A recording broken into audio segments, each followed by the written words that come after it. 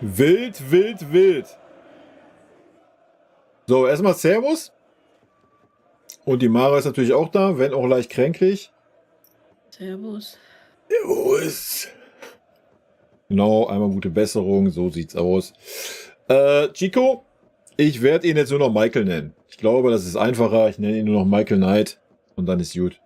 Ob jetzt Ulise oder Olis, wie auch immer. Michael, fertig.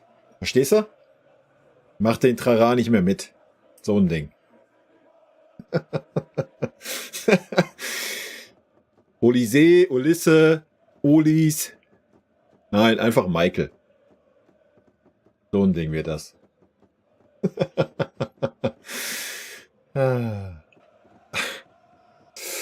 Irgendwie gibt es da halt auch, jeder hat eine Meinung dazu. Ich meine, wenn ich ihn mal treffe, dann werde ich ihn mal fragen, wie man ihn denn ausspricht. Keine Ahnung, wilde Nummer halt. So, Benjamin, Servus, what's up? Werner Ultra, Gleise, Servus. Emil, Servus, Marco, Tamino, Martin K, Karl-Heinz Klinger. Chico hatten wir ja. Jarex. Genau, gute Besserung an die Mara. So ist das. Und progressive Grüße natürlich, ja. Ich hoffe, ihr habt auch alle die progressiven Bälle gezählt. Gegen Kiel. Ich glaube, vom Minjay habe ich nicht eingesehen, aber bei Upa könnten wir, glaube ich, 1 oder 2 gesehen haben. Aber die 4, 5, die man spielen muss, waren es, glaube ich, auch nicht. Aber wahrscheinlich haben wir hier irgend so ein... Vielleicht kommt er ja gleich wieder. Statistik-Gurus. Heutige Therapiestunde? Ja, aber heute brauchen wir doch keine, Simon, oder? Heute ist doch chillig. Wir haben doch nichts zu meckern. Wie Olise. Ah, ja, wer weiß. Michael bei mir jetzt nur noch. Könnt ihr euch schon mal darauf einstellen. Meinung zur Company bis jetzt? Ja, alles gut, ne? Was willst du da jetzt, was soll man da jetzt sagen? Bei 4 Spielen und 4 Siegen. Ich denke, bisher ein gutes Dingen. Ja, wir sind auf einem guten Weg. Sag mal so. Ne?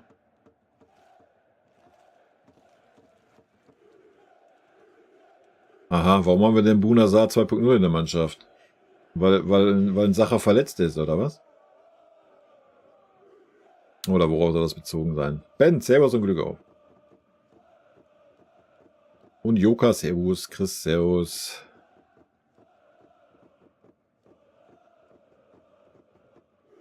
Ja, ich lehne mich noch nicht so weit aus dem Fenster, dass er ein richtig feiner Kerl ist. Wie gesagt, ich war beim Tuchel am Anfang auch da im Hype. Wir warten mal ein bisschen. Na? Lass uns mal ein paar Wochen ins Land gehen und dann schauen wir mal. Tamino, das ist auch die richtige Einstellung, ja. Nach der Hinrunde, denke ich, kann man auch ein kleines Fazit ziehen. Interessant wird halt noch, wenn der ein oder andere Spieler in ein Leistungstief fallen sollte, ob er dann weiter auf dem Platz steht und durchgezogen wird. Ähnlich wie es auch gegen Kiel schon der Fall war. Ja, also da mal abwarten. Der Boe ist wieder verletzt. Ja, ich weiß.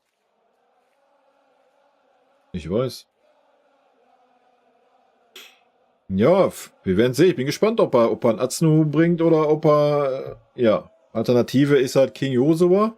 Andere Alternative ist Conny Leimer, was wahrscheinlich die schlechteste Alternative wäre. Aber er hat ja schon gegen Kiel auf der Position gespielt. Also habe ich da schon wieder komische Schwingungen.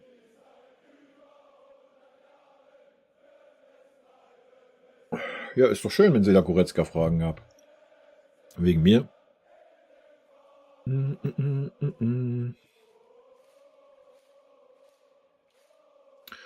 Ja, keine Ahnung. Ich weiß halt auch nicht, was bei uns. Bei uns ist irgendwie... Hast du Scheiße am Fuß, Also keine Ahnung. Das gehört echt da nochmal tiefergehend hinterfragt, wie, was weiß ich was. Ich habe keine Ahnung. Aber steckst halt nicht drin. Was willst du von außen da sagen wegen den Verletzungen? Ne? Ich meine, bei Ito war Pech, ja. Da ist es im Spiel passiert, kann immer passieren. Keine Ahnung.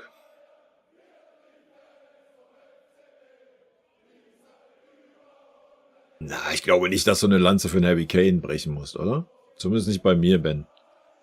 Ich möchte einmal eine Lanze für Harry Kane, Superstar, brechen. Meiner Meinung nach wird er oftmals zu unterschätzt. Es zählen nicht nur seine Tore, sondern auch seine Vorbereitung. Siehe beim Kopfball auf Jamal nach 15 Sekunden.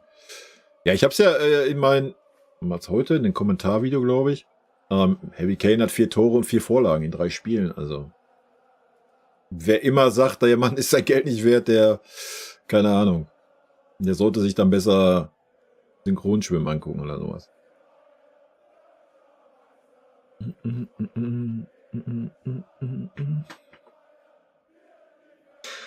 Phileas mit Leberjacke? Also ich glaube, das wäre nicht so gut, wenn er da mit einer Leberjacke rumlaufen würde. Wird auch ein bisschen riechen, oder? Nee, das war keine Lederjacke, ne? Das war irgendwie so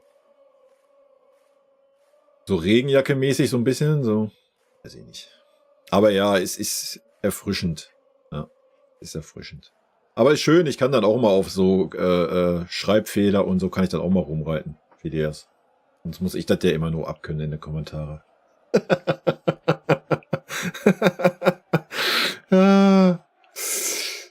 Sehr gut. Dave, Servus, endlich mal wieder dabei und hoffen wir, dass die Saison eine stetige Steigerung wird. Eine stetige Steigerung glaube ich persönlich nicht. Wir werden mit Sicherheit irgendwann mal wieder so in so ein Loch fallen. Können wir von ausgehen. Die Frage ist, wie wir dann agieren werden. No. Lassen wir uns mal überraschen. Olli, liebe Grüße, lieber Kai. Ja, du wolltest ja wissen, dass ich geliebt bin, Olli. Was ist da los? Also echt unmöglich, wie du das verpeilen konntest mit dem ersten Tor von Kiel. Also man muss sich echt informieren. Ja, schlimm, oder? Ist auch wieder frech, ne? Das kommt halt, wenn man den Wolf Fuß, ist halt genauso ein Assi wie der, warte. Der spricht wunderbare politische Kommentare, aber bitte schön lassen vom Fußball. Wenn man auf den hört und das mit ins Video nimmt, weißt du? Dann kommt sowas zustande. Dabei hatte ich noch im Hinterkopf, dass Kiel ja auswärts schon Tore geschossen hat. Aber sich da Leute drüber echauffieren wegen mir. Wenn es denen dann besser geht, ist doch alles schön, oder? Wer unterschätzt denn Harry Kane? Ja gut, dann kannst du dir aber gerne mal die Kommentare angucken. Letzte Saison. Ich meine, Diamond hat ja diese Saison auch schon wieder Scheiße gelabert vor der Saison mit Harry Kane. Ja, der Harry Kane, der wird nicht nochmal so viele Tore schießen, der macht maximal 20 Tore. Also es gibt auch genug Experten, die, glaube ich, einen Harry Kane irgendwie die Klasse absprechen wollen. Also von daher kann man die Lanze schon brechen, aber hier, also bei mir muss man die Lanze dafür nicht brechen. Ne? Ja, ich finde das auch gut, dass da jemand beisitzt bei den PKs. Also ich sehe das auch nicht als Schwäche an, wie manche das da darstellen wollen, aber ich glaube, manche suchen halt immer so das Haar in der Suppe, oder? Oh ja, das ist eine Degradierung für einen Trainer, Blasülz. Weiß ich nicht. Also ich finde es auch gut, dass es so ist. So kann man dann so dumme Fragen gleich an den weiterschieben und gut ist. Oh, heiß. Das Training ist zu hart. Training ist zu hart. Andreas, guten Abend. Ja, Heavy hat den Kane-Fluch. Ja. Wird er die Saison zeigen, was der Kane-Fluch ist, Alter. Harry Kane ist einfach Weltklasse. Ja, ich nehme das Wort ja nicht gerne in den Mund. Wie man weiß, wenn man hier länger dabei ist, aber ich habe mich da ja auch zu hinreißen lassen im heutigen Video.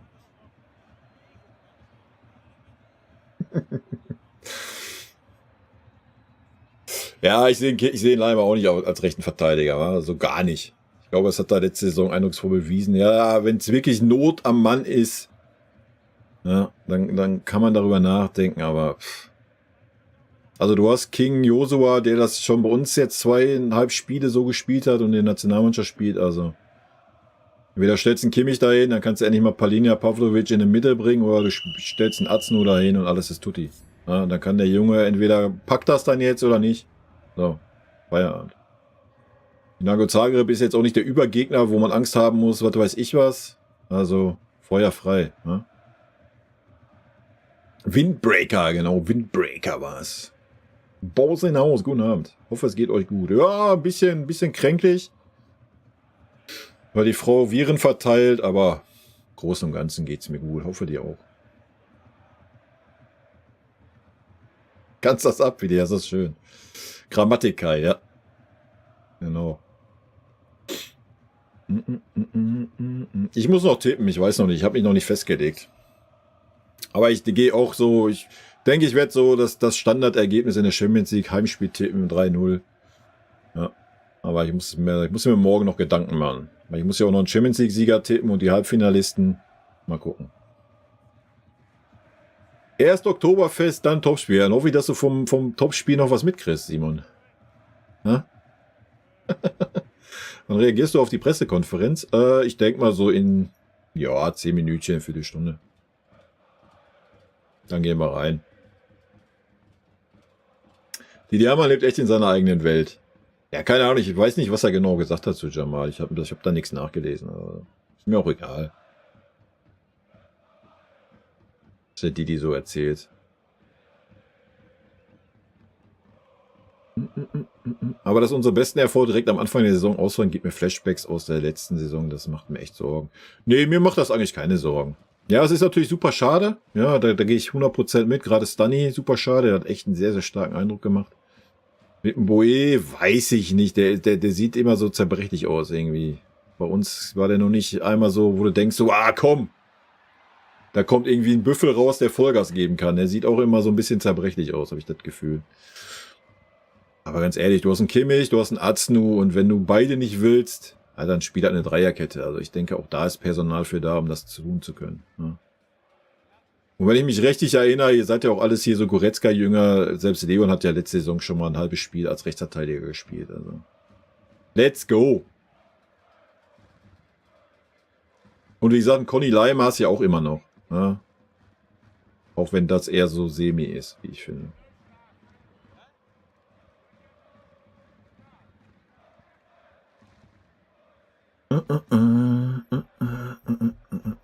Ebel hat gesagt, dass De Ligt kann nicht nach vorn verteidigen. Ja, es ist auf jeden Fall nicht De Ligt seine Spielweise. Da gehe ich mit, ja.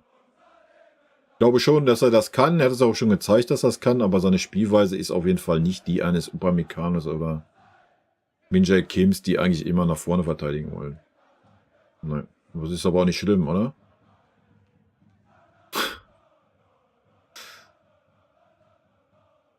Aber das ist ja, was ich sagte zu der Thematik. Können wir ja nochmal ganz kurz aufmachen, das Fass. Das ist ja, was ich sagte zum De Ligt-Thema. Ja. Wenn das nicht ins Konzept passt, weil er halt nicht diese Art Verteidiger ist, dann ist das so. Ja. Dass das jetzt so dargestellt wird, ja, Eber braucht halt ein paar Argumente, wa? Was soll er sagen? Soll er sich in der Öffentlichkeit hinsetzen und sagen, oh ja, das war der Einzige, für den Angebote reinkamen? Also ich bezweifle, dass ein Kompany, der ein sehr erfahrener Innenverteidiger war, gesagt hat, ja komm, hau mal den De Ligt weg, ich behalte mal die anderen beiden, die haarsträubende Fehler in wichtigen Spielen gemacht haben. Also, nee, kann ich mir persönlich nicht vorstellen, aber das muss auch jeder für sich entscheiden. Erfahren werden wir es nie. Aber klar ist ein De Ligt nicht der aggressiv nach vorn verteidigende Innenverteidiger, wie es ein Upamecano ist. Ja? Was an De Ligt aber auch null schlechter gemacht hat. Ganz im Gegenteil, würde ich es behaupten. Ja. Ja, aber mit PK schon, habe ich gerade gesagt, war.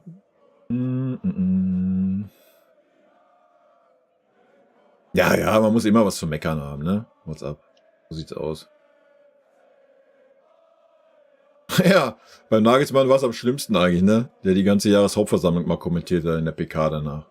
Das war schon krank. Und so Brazzo und Olli, weiß ich nicht, wo die waren. Im Vereinsheim haben man sich ein Maß reingeschädelt. Und bei Tuchel glaube ich eher, dass Tuchel das nicht will.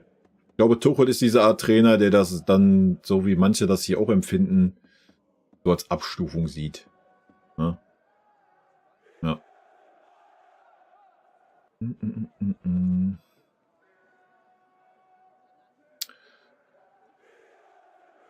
Was sagst du zu Eberts Aussagen zu Kimmich, falls gehört, meine wegen RV-Position und so weiter? Ich habe nur so ein paar Schlagzeilen gelesen, ich habe den Doppelpass nicht gesehen, ich habe nur gelesen, dass Kimmich jetzt das Gesicht der Zukunft ist und keine Ahnung. werde mir da jetzt noch keine Meinung bilden. Kimmich hat es bisher gut gemacht. Ja, habe ich auch gesagt in den bisherigen Videos. Wenn er es so interpretiert, ist das okay. Wobei man sagen muss, selbst gegen Kiel hat er 2 Aktionen gehabt, die schon wieder haarsträubend waren. Wenn er in diesem Raum ist, wo er nicht hingehört. Ja, in der Mitte. Von daher, wegen mir kannst du Kimmich als Gesicht machen, aber dann bitte nimm ihn von der 6 weg. Aber anscheinend wird das in München nicht mehr passieren. Leimer wird nicht oft spielen. Ach, das weiß man doch noch gar nicht. Das ist doch viel zu früh nach 3 Spieltagen. Du siehst doch, so ein Boe fällt aus, überleg mal, jetzt fällt ein Kimmich aus. Oder ein Pavlo oder ein paar Linien, es braucht doch nur einer ausfallen. Schon ist Conny wieder im Fokus, also. Das würde ich so pauschal nicht sagen. Er wird schwer haben, ja, da gehe ich mit. Aber, nee, so kannst du das nicht sagen.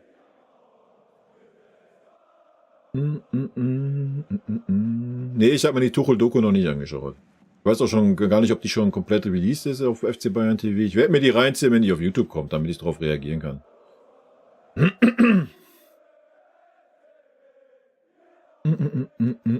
Ja, wenn Sunny und Ito zurückkommen, wie gesagt, dann gehe ich auch von der Dreierkette aus. Gibt nur einen möglichen Champions League fürs Tippspiel. Das ist richtig, ja.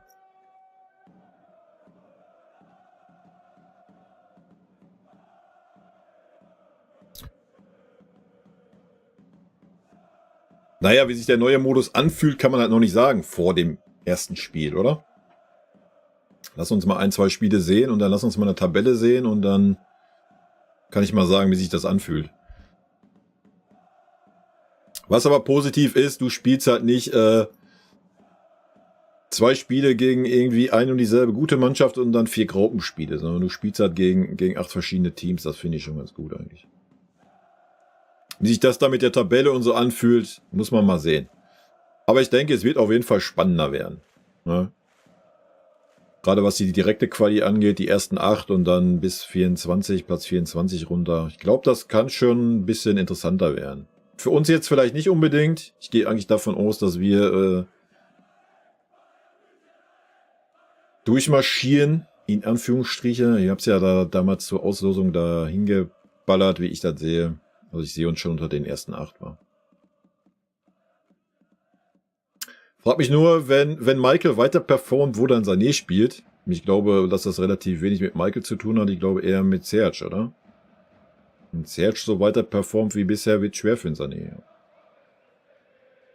Didi Hamann hat ein persönliches Problem in unserem Verein. Nee, das glaube ich nicht. Didi Hamann ist halt einfach nicht doof. Ne? Wenn Didi Hamann sich da hinsetzen würde über den VfB Stuttgart herziehen, wen würde es interessieren? Oder über Dortmund, wen würde es interessieren? Ja. Setzt sich da hin und erzählt irgendeine Scheiße über den FC Bayern und ganz Deutschland hört zu. So, das ist das Thema. Ja? Deswegen, der ist einfach nie auf den Kopf gefallen. Das ist alles. Wenn er sich da hinstellen würde und seriöse Sachen irgendwie beurteilen würde, dann wird doch keine Sau über ihn sprechen, oder? Und dann was soll das dann, Baskai? Da haben sie schon einen Not dafür, der das macht. Ja. Ich glaube, Didis Position ist schon so, dass er da polarisieren soll. Und das macht er dann ganz gut, denke ich, oder? Punk, servus! Denke, morgen wird jeder außer Bayern-Fans in DE Real gegen VfB schauen. Und das glaube ich nicht. Progressive Besserung an Mara. Ja, das wäre gut, wenn die progressiv wäre. Das würde ja erst nämlich schnell gehen, oder? Sané ist doch die Maschine, oder? Der marschiert richtig. Hab ich keine Sorgen. Nein, ich bin auch gespannt, wie ein Sané zurückkommt. Ah, ich fand den Didi als Spieler schon echt nice. War schon so mein Spielertyp. Ich hab ihn schon gefeiert. Muss ich ja zugeben.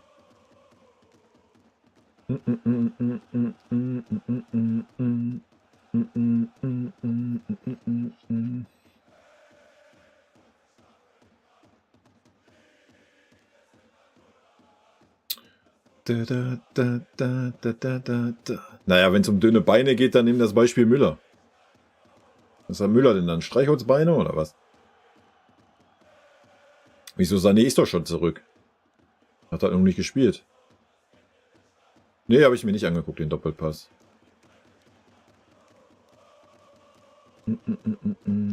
Werde ich aber vielleicht noch tun. Wenn ich die Zeit habe, die Tage. Höre ich mal rein, was der Max so erzählt hat. Du glaubst an Opa bis zum bitteren Ende. Ja gut, eine andere Möglichkeit haben wir ja gerade auch nicht, oder? Ich denke, Opa ist ja noch der sicherere von beiden. Seit 705 Tagen Ehrenpräsident. Das ist sehr gut. Simon, das ist sehr gut. Ja, wer hätte es nur gedacht, dass Kimmich das nicht gefällt, wenn er als Rechtsverteidiger spielen muss. Wer hätte das nur gedacht? Aber ich glaube, da müsstest du dann weiter zurückgehen, so. Na, ich glaube, Kimmich hat das nicht gefallen, dass ein Tuchel das halt so klar kommuniziert hat vor der Saison, so. Dass ein Kimmich kein Sechser ist, so. Das wird ihm nicht gepasst haben. Ich glaube nicht, dass Kimmich ein Problem damit hat, so wie es jetzt ist, wenn die Spieler verletzt sind, dass er einen Rechtsverteidiger spielt. Also hat er in den Spielen auch schon gespielt, einen halben Rechtsverteidiger. Spielt er in der Nationalmannschaft. Ich glaube nicht, dass er damit ein Problem hat.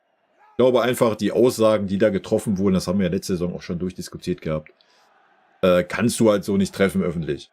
Ja? So. Ich glaube, darauf ist das wohl vielleicht eher bezogen. Aber ich höre mir das mal an, was der Max da gesagt hat.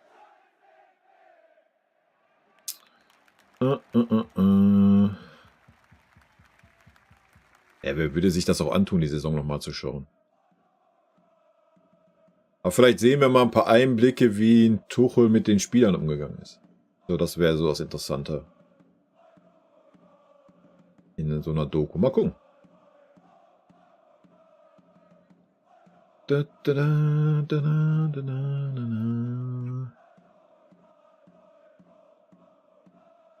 Ja, wie gesagt, ich freue mich so von den Spielen her auch. Ne? Und mit der Tabelle, ja, ich tue mich halt mit dieser Tabelle schwer da. Aber mal gucken, vielleicht ist das ja wirklich gut. Wir werden sehen, ne?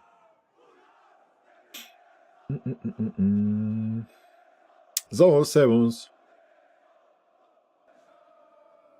Ja, bisher, wir sind auf einem guten Weg, habe ich ja schon gesagt, oder? Mehr Spiele, mehr Geld für UEFA, FIFA. Oh, ja, mehr Geld für Vereine, wa? Habt ihr euch mal durchgelesen, wie viel Kohle man kriegt? Das ist krank, Alter. Wenn du die Champions League gewinnst, bist du bei 130 oder 140 Millionen. Das ist super krank. Je nachdem, wie viele Spiele du halt gewinnst, ne? Das ist super krank, Leute.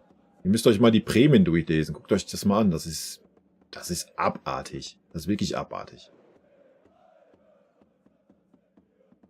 Super krank. Also die Schere, also jeder, der jetzt 2, 3, 4 Jahre hintereinander in der Champions League spielt, Alter, der wird in der Bundesliga halt auch nicht mehr rausfallen. Also wenn die Stuttgarter das jetzt schaffen, da 3, 4 Jahre sich für die Champions League zu qualifizieren, Junge, dann machst du die Schere so weit auf zwischen Stuttgart und dem Rest der Liga. Das ist so krank, Alter. Ich meine, bei uns ist das ja eh schon der Fall. Aber du kriegst jetzt nochmal so viel mehr Kohle in den Arsch geschossen, Alter, nur dass du daran teilnimmst. Also das ist krank. Ja, na klar, aber das haben wir ja letzte Saison schon gemacht, ne? Da muss man mal eine Lanze für Thomas Tuchel brechen. Wir haben auch letzte Saison teilweise mit einer Dreierkette aufgebaut im eigenen Ballbesitz. Ne? Das muss man mal ganz klar sagen. Zwar nicht in dieser Art und Weise, wie wir es jetzt tun, dann hat sich meistens der Sechser fallen lassen und die beiden Außenverteidiger haben super hochgeschoben. Das ist ja jetzt ein bisschen anders, dann lässt sich ja nicht der Sechser fallen, sondern einer der Außenverteidiger schiebt hoch und der andere rückt halt rein und die bilden die Dreierkette. Aber das haben wir auch schon unter Tuchel getan, nur eine andere Art und Weise, ja. Ja, Kompany und Sané sind Freunde und deswegen hatten Sané auch jetzt gegen Kiel schon gespielt, wa? Hat er ja richtig, war für mich Note 1, der Leroy. Also, ohne Leroy hätten wir auch keine 6 Buden gemacht gegen Kiel. Alter. Vorsicker, guten Abend. Ja, ganz genau, Vorsicker, habe ich ja gerade auch gesagt.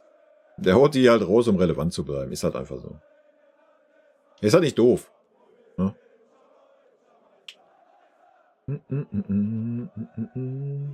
Ich habe gar keinen Hype für Sané, wie immer. Wenn er so performt wie letzte Saison Hinrunde, alles gut. Dann ist er eine Maschine, dann gehe ich da 100% mit. Ja? Ich sehe das ähnlich wie beim Gnabry. Ja. Wir werden sehen. Deswegen sage ich ja, lass uns mal die Hinrunde abwarten und wenn beide durchgehend performen, ist doch alles fein. Dann haben wir doch auch keine Probleme. Ja.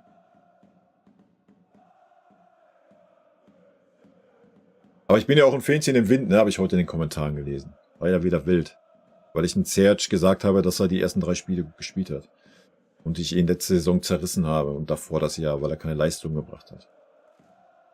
Ja. War schon wild wieder. Könntest du Knapp jetzt Außenverteidiger vorstellen? Nee. Das eine ist ja mit nach hinten arbeiten, alles gut und schön, ja. Aber wenn du ein richtiger Außenverteidiger bist und gegen eine Mannschaft spielst, die dich unter Druck setzt, musst du schon ein paar andere Fähigkeiten haben.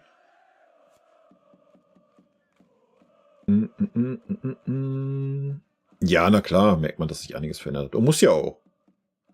Ja.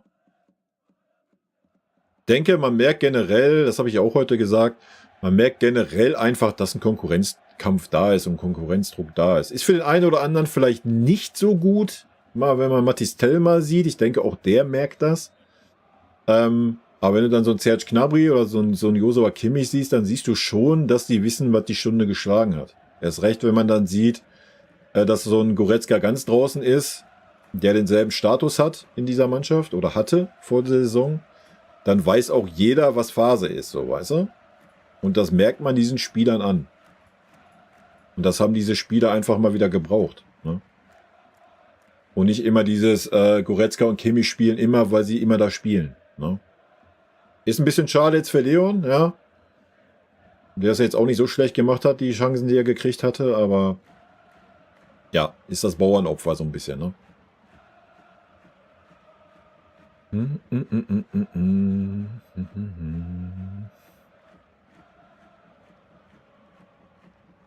Welche Kleidung wirst du morgen zum Spiel tragen? Ist eine PK-Frage. Bild. Ja, hören wir uns jetzt gleich an.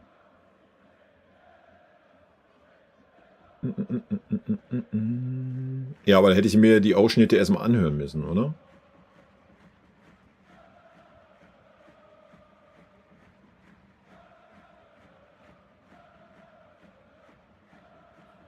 Der beste IV der Welt. Alto Knalto. Punk. Da bist du aber ganz drin, oder?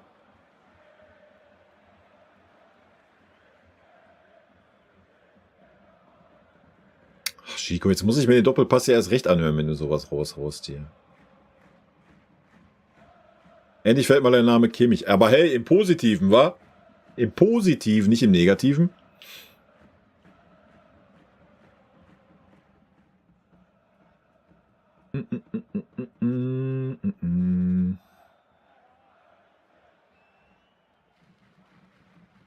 Gut. Wir hauen uns jetzt aber erstmal in die PK rein, Leute. Bevor wir irgendwas anderes machen. Und da hole ich da mal die Pause rein. Geh mal hier auf die Reaction. Drück mal die Aufnahmen-Button. Und dann gehen wir mal rein. Mit unserem, ja, wie soll man's sagen? Unseren geräuschlosen Kapitän, oder was? Aber ich bin mal gespannt, was er zu erzählen hat. Vielleicht erzählt er ja was zu seinen Preisen in seinem Forsthaus. Das scheint ja die Schlagzeilen mehr zu dominieren wie... Wenn die Champions League-Hymne beginnt, dann ist für den FC Bayern die Saison erst richtig komplett. Erst richtig, ne? Die Runde vor dem Auftakt morgen in der Arena gegen Dynamo Zagreb. Heute mit dem Kapitän Manuel Neuer. Servus Manu.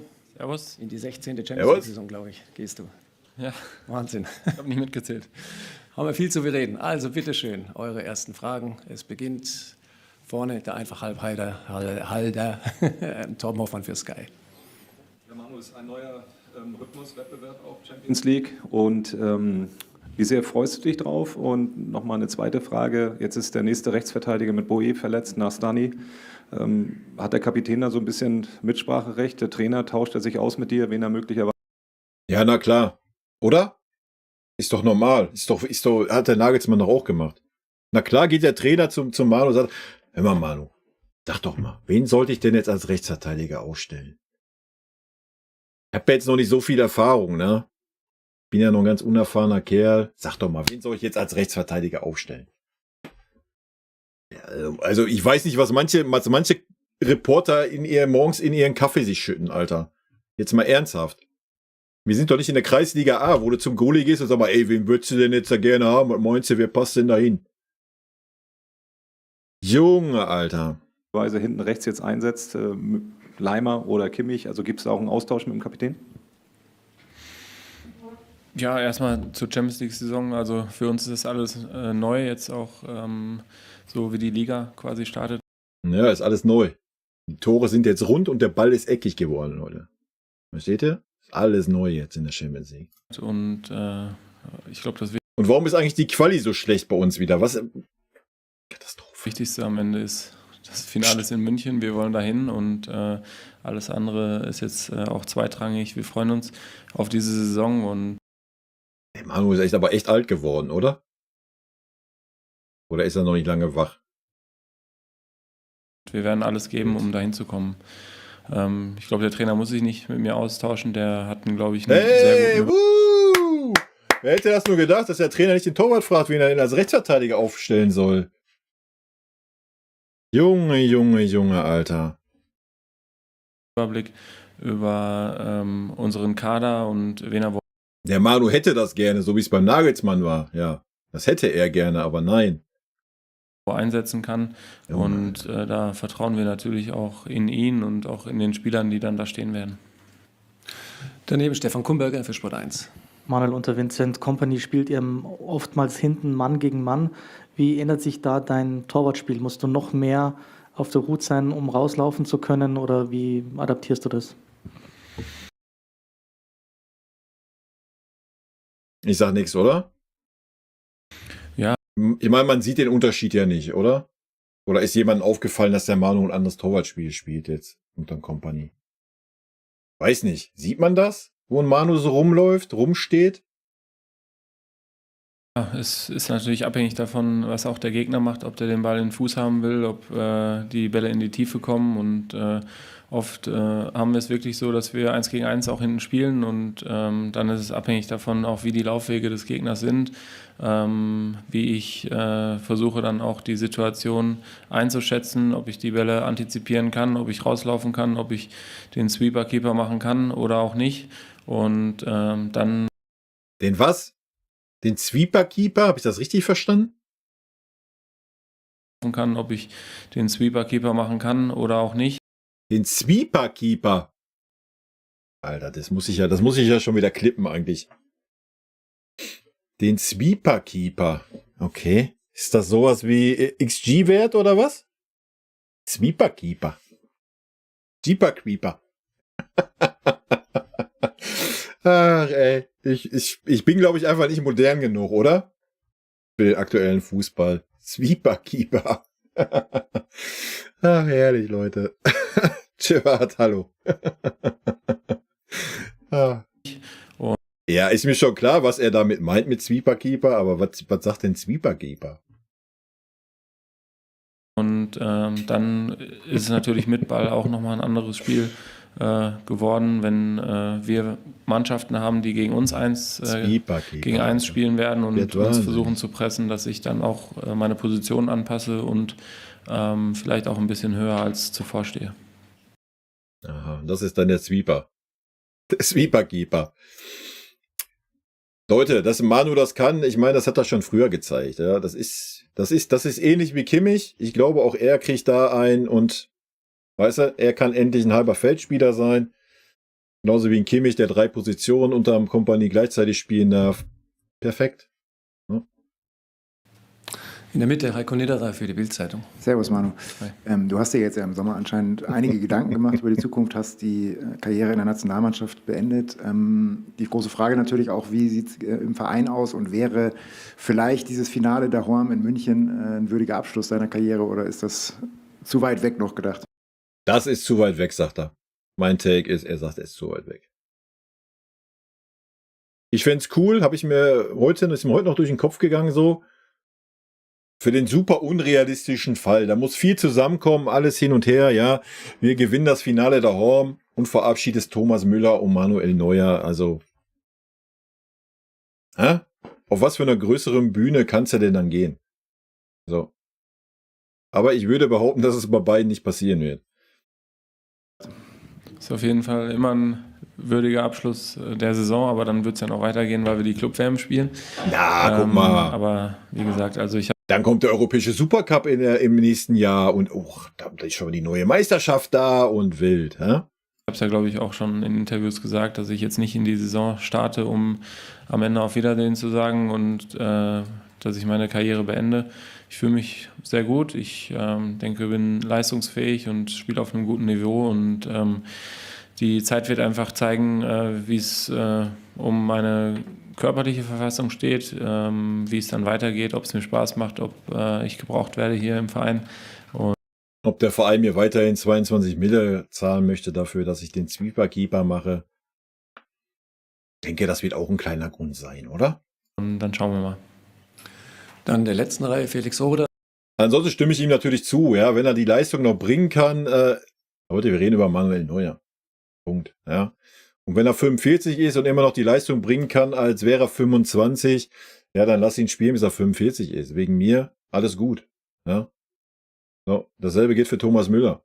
Aber dass das bei beiden vielleicht nicht mehr ganz so der Fall ist, ja, werden wir sehen. Wie er sagte, lass uns mal gucken, was die Zukunft bringt. So, wenn er das Leistungsniveau hat, es war auf jeden Fall wichtig, dass beide zurückgetreten sind aus der Nationalmannschaft. Weil das ist dann doch too much, finde ich. Erst recht, wenn wir halt so ein Gehalt denen zahlen, dann sollten die auch das Leistungsvermögen, was noch da ist, in den Verein pumpen und nicht noch in die Nationalmannschaft. Für Antenne Bayern. Hallo Manuel, Sie haben gerade schon angesprochen, dieses Finale daheim. Wir haben schon zweimal gehört. Wie groß ist denn jetzt schon der Hunger, das wirklich nochmal erreichen zu wollen und nochmal erleben zu wollen? Sie haben es ja schon einmal gemacht. Damals war der Ausgang für den FC Bayern jetzt nicht so erfolgreich. Ja, ganz genau. Das war damals 2012 auch eine titellose Saison und das haben wir jetzt leider auch erleben müssen in der letzten Saison. Deshalb ist es auch immer ein Anreiz.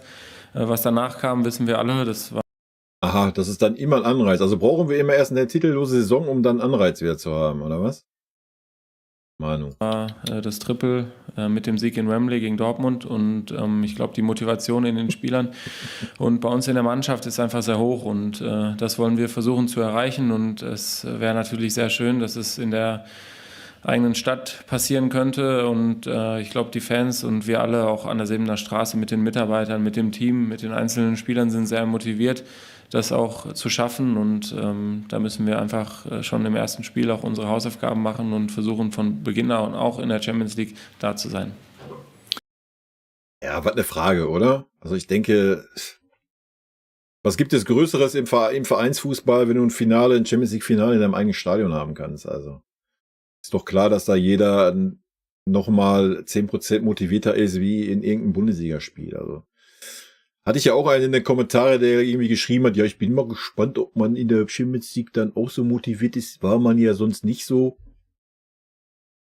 Also ich glaube, wir haben noch nie ein Problem gehabt, dass wir in der Champions League nicht motiviert waren. Ja? Also, da müssen wir uns keine Sorgen machen. Vielleicht kriegen wir einen einfacheren Weg ins Finale, ist mit dem neuen System wahrscheinlicher. Ja, das hängt ja davon ab, welche Platzierung du in dieser tollen Tabelle hast, ob dein Weg einfacher ist oder nicht einfacher. Ja? Umso weiter oben du stehst, umso einfacher wird auf dem Papier dein Weg sein. Es sei denn, irgendjemand performt super unter in der Liga und ist dann irgendwie weit unten, obwohl er einen viel, viel höheren Leistungsstand hätte, dann könntest du auch auf einen starken Gegner treffen. Aber ansonsten, umso weiter oben du bist, umso einfacher wird dein Weg werden. Das ist vollkommen richtig, ja. Kommt halt aus den Englischen. Was? Sweeper Keeper? Okay, Bild. Habe ich noch nie gehört. Aber gut, dann bin ich da auch wieder schlauer. Den Sweeper Keeper.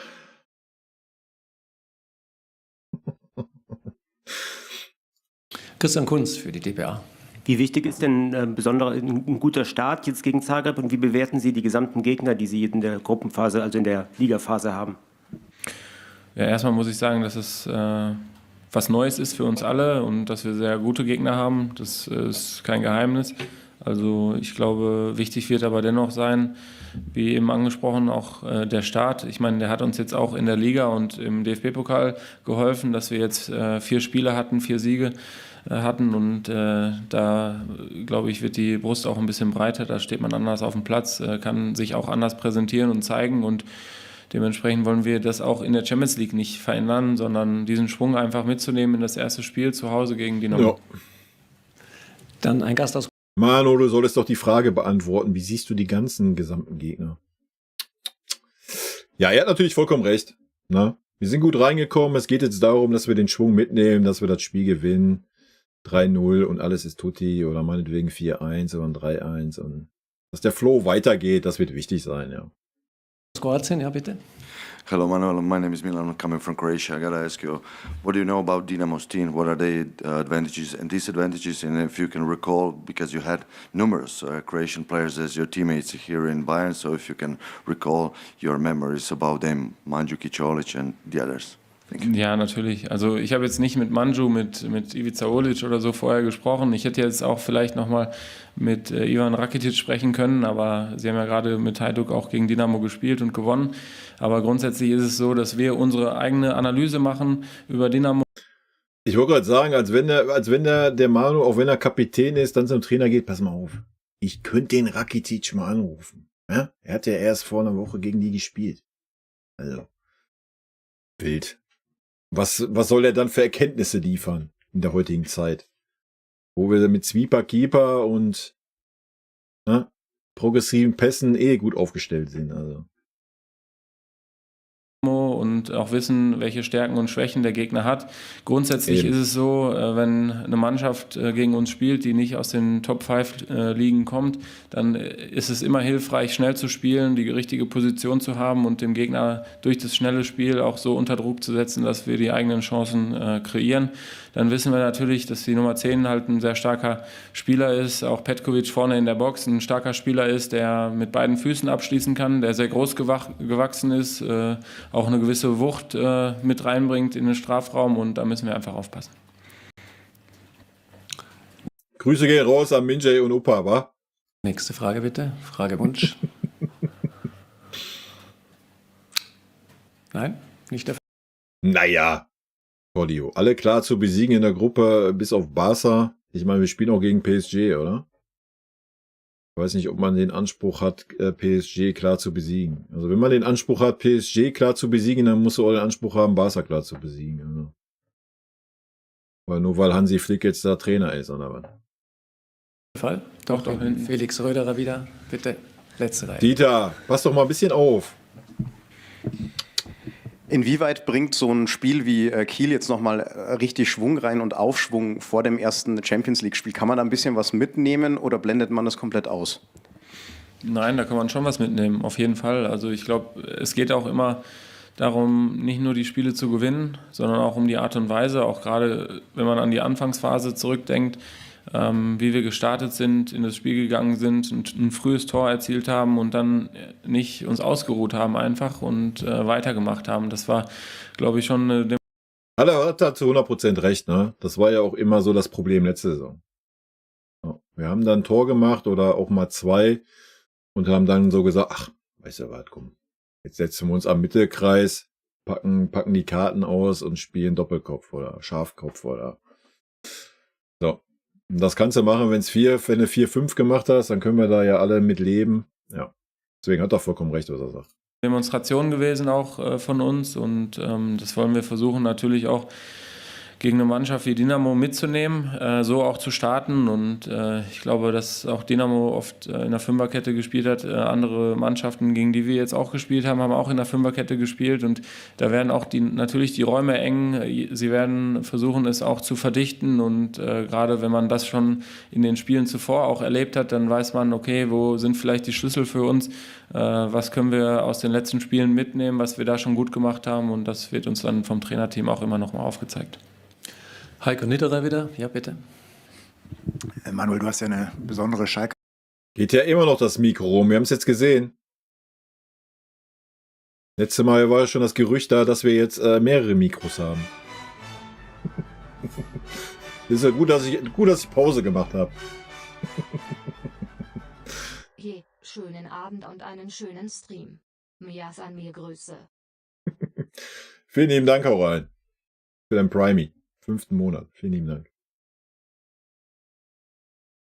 Verbundenheit mit Leon Goretzka auch. Wie erlebst du seine Situation momentan? Er ist ja so ein bisschen hinten dran momentan, glaube ich auch nicht ganz glücklich, würde ich mal tippen. Nee. Kann ich mir gar nicht vorstellen, dass der Leo nicht glücklich ist, wenn er nicht Fußball spielen darf. Wie siehst du seine Situation? Glaubst du, er kämpft sich wieder ran? Und was rätst du ihm momentan? Ja, also ich meine, im Grunde genommen leiden wir Spieler der auch mit, die ihn auch sehr lange kennen und auch ihn schätzen als Mensch. Ja, und unter Nagelsmann hätten wir den Goretzka auch in die Mannschaft gehoben, als diese Spieler, die mit ihm leiden. Und auch als Spieler. Er ist, glaube ich, auch immer ein wichtiger Faktor auf dem Platz gewesen und deshalb wünscht sich natürlich jeder auch, dass er wieder auf dem Platz mit uns kickt und spielt und ich glaube an ihn. Er ist auch bis in die Haarspitzen motiviert, das sieht man in jedem Training und ich bin fest davon überzeugt, dass seine Zeit kommen wird. Torben Hoff.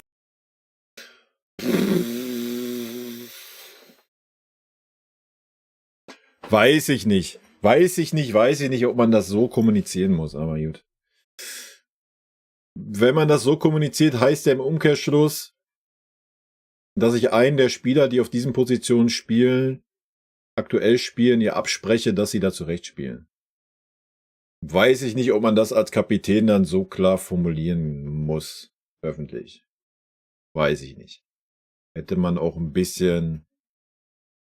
Aber okay. Wenn er sein Bro ist, war alles gut. Schwamm drüber. Ich meine, was soll der Manu auch sagen? Dem wurde ja vom Verein das Herz rausgerissen. Ja? Deswegen wundert es mich auch, dass er da noch so sitzen kann. Also, das ist ja auch schwer. Hoffmann wieder.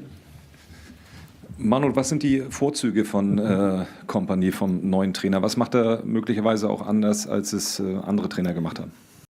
Ich glaube, Punkt 1 und glaube ich mit der wichtigste Punkt, oder nehmen wir mal die beiden wichtigsten Punkte. Punkt 1 habe ich ja vorhin schon gesagt, meiner Meinung nach, dass einfach der Konkurrenzkampf ausgerufen ist. Und Punkt 2 hat Manu gerade beantwortet, dass der sich nicht von irgendeinem, nur weil er seit 15 Jahren im Verein ist und alles gewonnen hat in seiner Karriere, die Aufstellung diktieren lässt und sich da reinreden lässt. Ne? Sondern das ist der Kompanie und der sagt, wo es lang geht und Feierabend. Ne? Ich glaube, das war ein großes Problem die letzten Jahre bei uns. Weil dass der Verein alles versucht hat, haben wir ja gesehen anhand den Transfers, die getätigt wurden, immer wieder. Ne? Ja gut, also die anderen Trainer haben uns taktisch gut eingestellt, genauso wie er uns auch taktisch gut einstellt. Ich glaube, die enge Verbindung und vielleicht, dass er auch selber Spieler auf höchstem Niveau war, das merkt man einfach auf dem Platz, in der Kommunikation, in der Art und Weise, wie man miteinander spricht. Und im Moment haben wir einfach diese Siegermentalität. Ist schon wild. Also das Argument, was er jetzt sagt, fühle ich 100%. Hätte man das Argument von seiner Seite aus nach dem Nagelsmann erzählt, hätte ich ja noch gesagt, ja, kannst du bringen. Aber nach dem Tuchel, weiß ich nicht. Ja, auch ein Tuchel hat nicht auf hohem Niveau Fußball gespielt, gehe ich ja mit. Aber Tuchel hat ja schon Erfolge da zu bieten gehabt als Trainer. Ja? Das ist auch wieder so ein kleiner Seitenhieb gegen den guten Thomas, hä? Ach, herrlich. Ja, vielleicht kann man Goretzka umschulen als Rechtsverteidiger.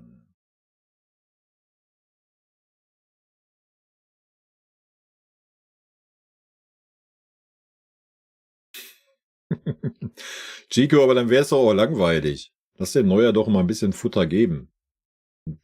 Wie gesagt, das Neuer, Leute, wir haben es ja die letzten Jahre miterlebt, oder? Wie das da in dieser deutsche Nationalmannschaftsklicke abläuft bei uns im Verein. So, deswegen war es halt wichtig, dass du jetzt einen Trainer hast, der das aufbricht. Ja, und ja, es ist ein bisschen schade für Leon, da gehe ich ja mit, dass er jetzt so der Leidtragende geworden ist.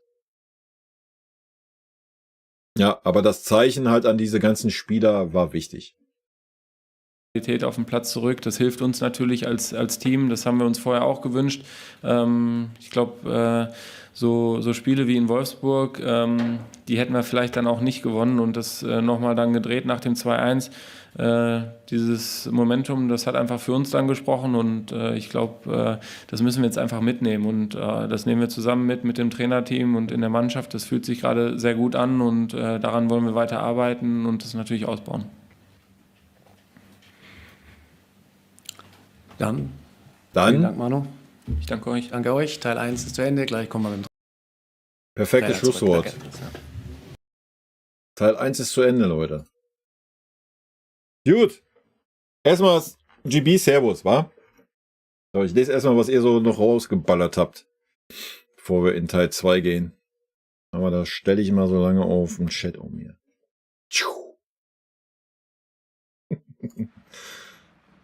Progressiver Sweeper-Keeper, ey. Geil.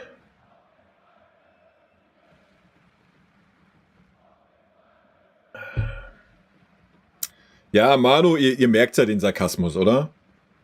Ich bin da noch nicht drüber weg, was der Manu da damals geäußert hat, mit seinem Herz rausgerissen und bla und Sülz. Ja, muss er mit leben, muss er sich leider gefallen lassen von meiner Seite. Ansonsten hat er ja mit vielen recht, was er erzählt hat. Wie gesagt, dieses Thema mit Goretzka, dass er ihn da so vehement verteidigt in meinen Augen, weiß ich nicht, ob das der richtige Weg ist als Kapitän eines Teams. Weil man spricht ja den Leuten ab, die gerade auf dieser Position spielen. So. Weiß ich nicht, ob das sein muss. Aber gut, vielleicht interpretiert man da auch zu viel rein. Kann auch sein.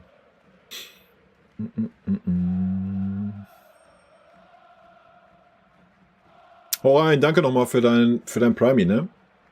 Und dir natürlich auch einen schönen Abend. Ich denke mal, dass Goretzka der bestbezahlteste Bankdrücker ist. Ja, aktuell auf jeden Fall.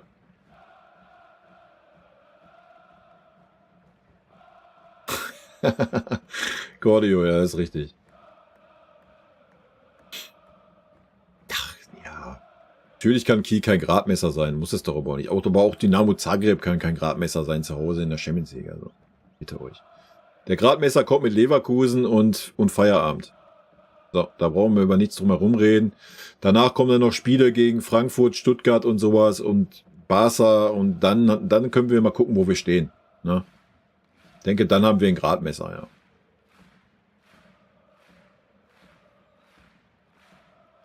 ja. Was soll Manu als alter Kamerad auch anderes sagen? Ja, er kann das anders formulieren als so offensiv. Na, da bleibe ich bei. Weil wenn man das so offensiv formuliert, dann spricht man den Leuten ab, die gerade auf dem Platz stehen, dass sie da zu Unrecht stehen. So, und das fühle ich nicht. So. Weil er ist Kapitän der ganzen Mannschaft und nicht Kapitän von einer Handvoll Spielern, die mit ihm so sind.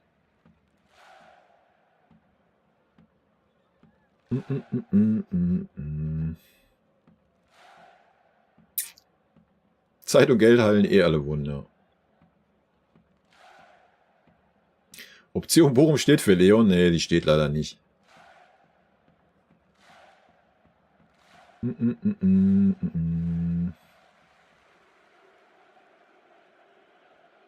Champions League war immer Bonus. Ja. Champions League hat man auch letzte Saison gesehen, oder? Das Champions League Bonus war bei uns.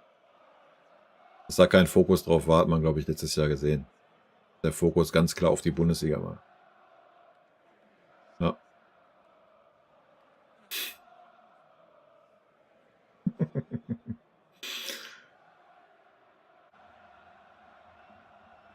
Nein, aktuell.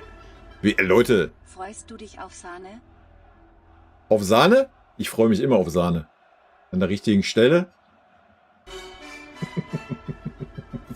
We added 30 Bits to euch, it's cheer. Geil. Euch hat hier erstmal danke für die 300 Bitties. Ob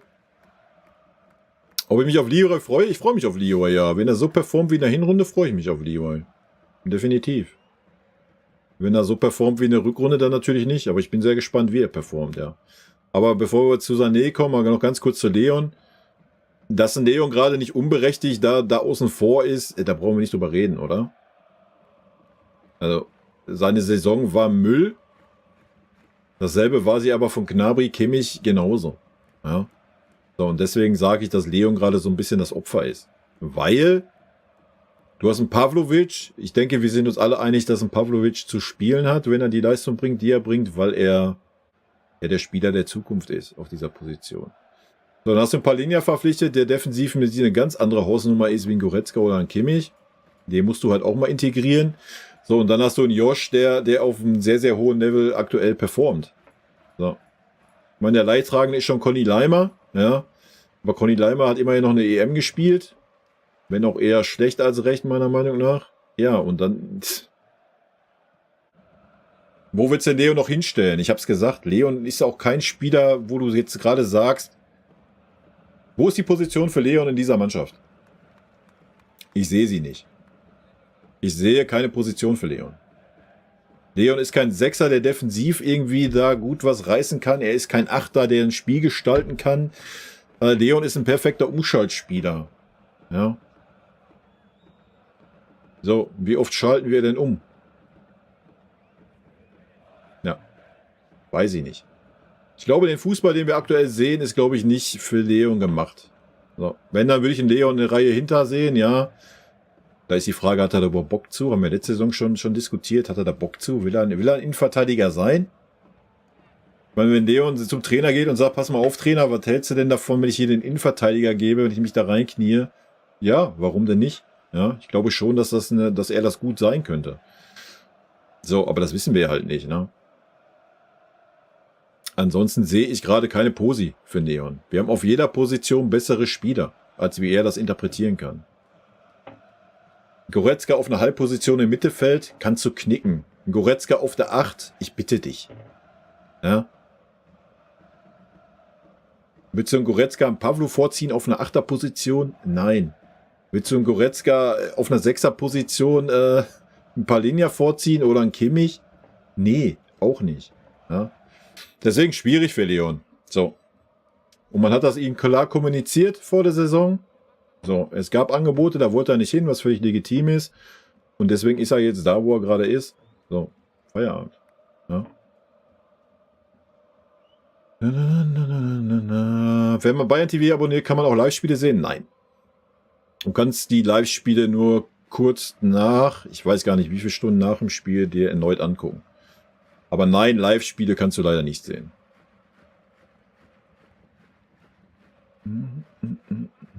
Ja, Gerard, da stimme ich dir sogar zu, dass ein Leon das wahrscheinlich besser interpretieren könnte als ein Minje, ja. Aber die Frage ist, hat er überhaupt Bock zu? Sieht er sich als Innenverteidiger, weißt du? Na? Das weiß man ja nicht.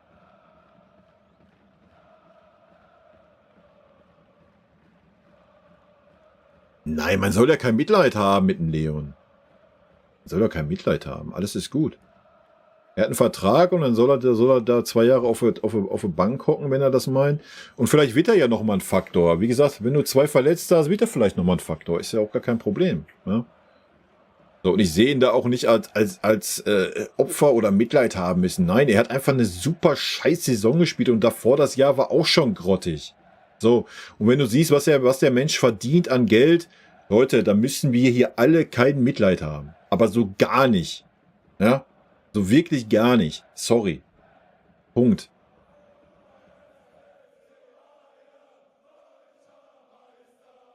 Ja. Die Situation in der Innenverteidigung, ich bin auch sehr gespannt, ob man Minje jetzt durchzieht bis Leverkusen. Ich glaube, dann wird Leverkusen, Minje aber mal ganz klar die Grenzen aufzeigen. Ja. Und wenn du gesehen hast gegen Kiel, gut, wir waren 3 Gänge raus und waren schon in der Kabine und so weiter. Aber wenn du dann gesehen hast, wie schnell sich das Blatt wendet in der Innenverteidigung. Ja.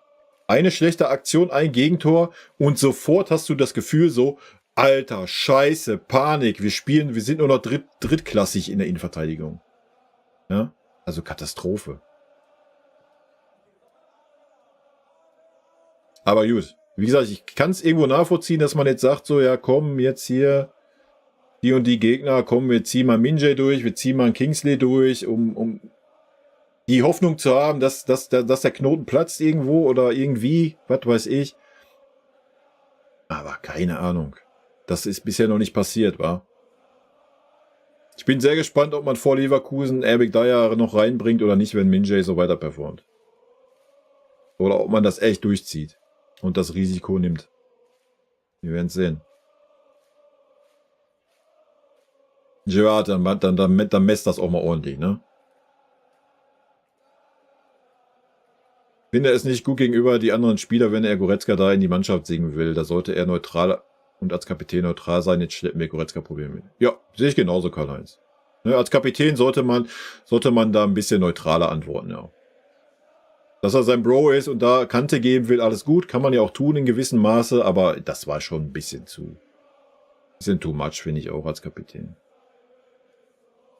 Aber ob das ein Thema wird, ja, das hängt natürlich einfach von Company ab und von dem Verein, wa?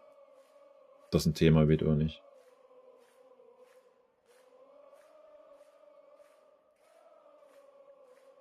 Naja, warum keine Angebote für Leon gekommen sind, wann Leon zu viel Geld werben möchte. Zu viel Geld verdient bei uns.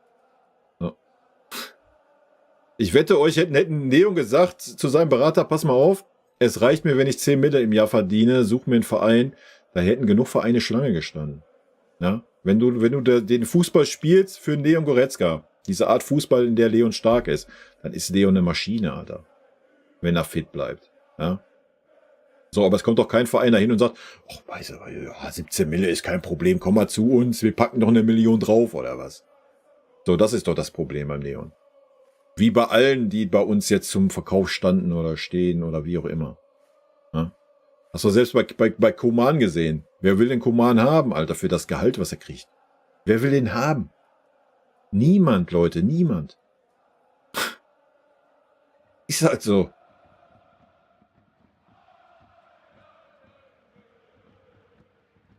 Ja, das ist richtig, Gerard. Und ich hoffe, das passiert halt auch, ne? Dass man dann jede Woche einen anderen nimmt, wenn einer nicht performt. So, aber das werden wir morgen sehen. Ja? Also ein Koman darf morgen nicht auflaufen. Ich denke, da sind wir uns einig, oder? Ich würde sagen, er hat seine Chance nicht genutzt. So. Bin gespannt, ja. Verstehe diese Gerechtigkeit für Goretzka-Debatte nicht. Gerecht ist, dass es nach dem Leistungsprinzip geht und die Leistung im letzten Finale einfach nicht Bayern-Niveau ist. Sorry. Ja. Vollkommen richtig. Punkt. Da gibt es nichts hinzuzufügen.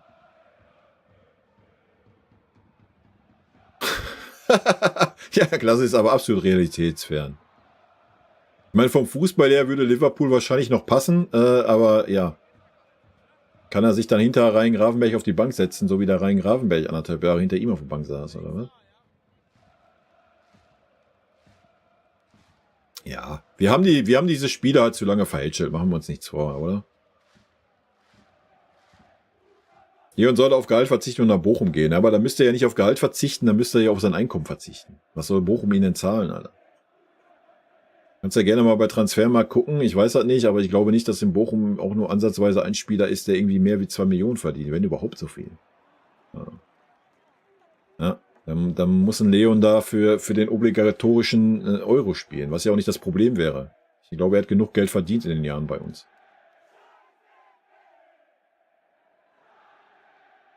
Gegen Barcelona wird es eine Katastrophe, wenn Min-Jae und Opa nicht sehr schnell 2 Stufen hochschalten. Ja, das werden wir sehen. Ich habe es ja auch gesagt heute in dem Video. Also wenn man weiterhin an Min-Jae in Kombination mit Opa festhält, dann muss man dafür sorgen gegen starke Gegner, dass die gar nicht bis zur letzten Reihe kommen. Ja, das ist dann das Rezept. Ob das zielführend ist, weiß ich nicht. Aber kommen die bis zur letzten Reihe, Alter, brauchen wir uns nichts vormachen, oder? Nee, hat er auch nicht umsonst verloren, der Leon, seinen Platz. Das war auch völlig zu Recht in der Nationalmannschaft. Genauso wie es mit dem Gnabry ist, genauso, es war eine Farce, dass ein Sané da noch mitfahren durfte. Ja. Wir werden sehen. Ich sag doch, in 2, 3, 4 Wochen, wissen wir doch schon, da ist noch Länderspielpause zwischen, ne? Sagen wir mal in 6 Wochen, dann wissen wir doch ein bisschen mehr.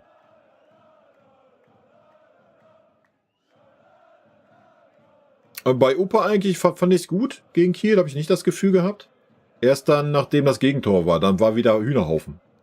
Da war Hühnerhaufen. Du kriegst ein Tor gegen so einen schwachen Gegner und es ist Hühnerhaufen. Es ist Hühnerhaufen in der ganzen Abwehr. Katastrophe. Ja, so als wenn einer den Schalter umlegt, so jetzt ist das Selbstvertrauen weg und boah, Katastrophe, Leute.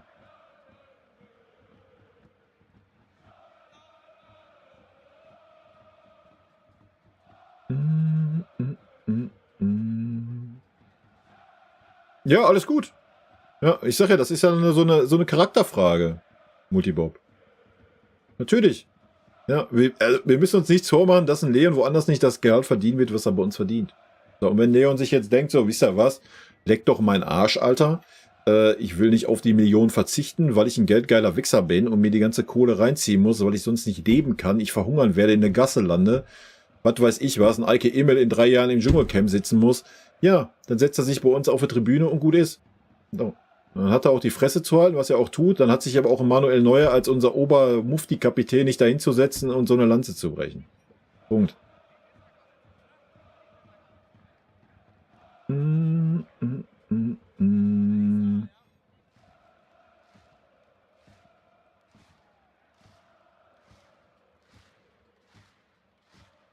Naja, ich denke, wir geben Minjay gerade genug Vertrauen, oder?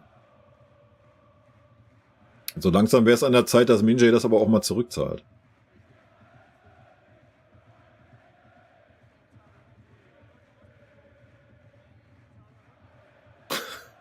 Was hältst du eigentlich von der Aussage von Eber beim Doppelpass, dass es niemals eine Trainingsgruppe 2 oder Trikotnummer weggenommen werden, weil man Spielern dankbar sein sollte?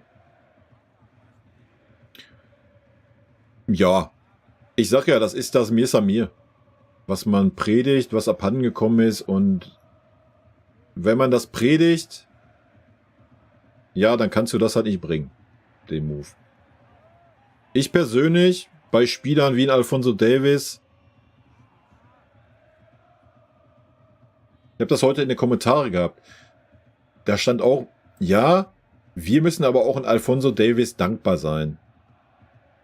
Also ich persönlich, beim Leon, okay, ja, kannst das Argument noch bringen. Ich persönlich weiß nicht, wo ich sportlich jetzt in Alphonso Davies dankbar sein muss als Verein FC Bayern München. Sorry. Hat er uns jetzt durch irgendeine Saison getragen? Hat er irgendwie... Weiß ich nicht. Also da sehe ich das Gewicht noch eher umgekehrt. Ja? Aber ganz weit umgekehrt. Weil wir haben Alphonso Davies aus Buxtehude geholt und haben ihm die Bühne gegeben. Klar hat er sich so entwickelt, wie er sich entwickelt hat. Ja, vollkommen richtig, ist sein Verdienst. Aber wir haben ihm erstmal die Bühne gegeben. Ja, und ihm auch das Vertrauen gegeben, als junger Spieler dann auch so zu spielen und zu performen zu können. Also, den Move habe ich nicht verstanden. Und ja, ich würde einen Davies in der Trainingsgruppe 2 setzen und auf die Tribüne ballern. Wenn der Spieler sich da ganz klar seit über ein Jahr da hinsetzt und sagt, ich gehe in einem Jahr ablösefrei nach Real Madrid, Alter, ja, alles gut. Sein gutes Recht. Obwohl nicht sein Recht, weil er darf eigentlich noch gar nicht verhandeln mit Real Madrid. Anderes Thema. Real Madrid ist ein Wichsverein, Alter. Brauchen wir gar nicht drüber reden, wie die aktuell ihre Spieler verpflichten. Ganz, ganz miese Nummer. Aber gut, müssen wir uns auch jetzt nicht Steine durchs Glasfenster werfen. Wir haben Conny Leimer genauso verpflichtet. Ne? Alles tutti, so ist das Geschäft heute.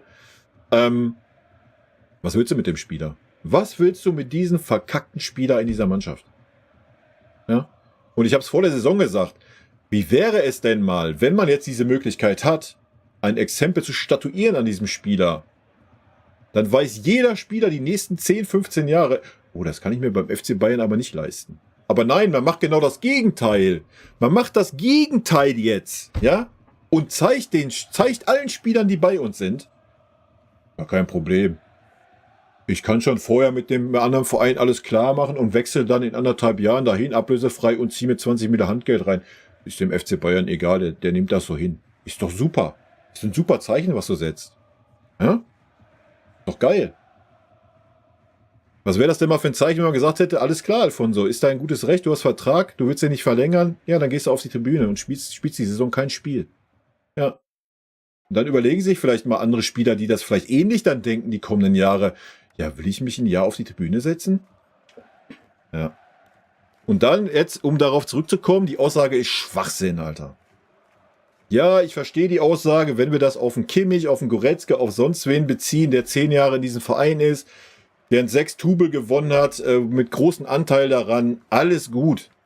Ja, kann ich das verstehen, dass man da nicht diese harte Kante fährt. Aber bei einem Spieler wie bei Alfonso Davies, Alter, hätte ich diese Kante aber so hart gefahren, wie es nur geht. Das ist meine Meinung dazu.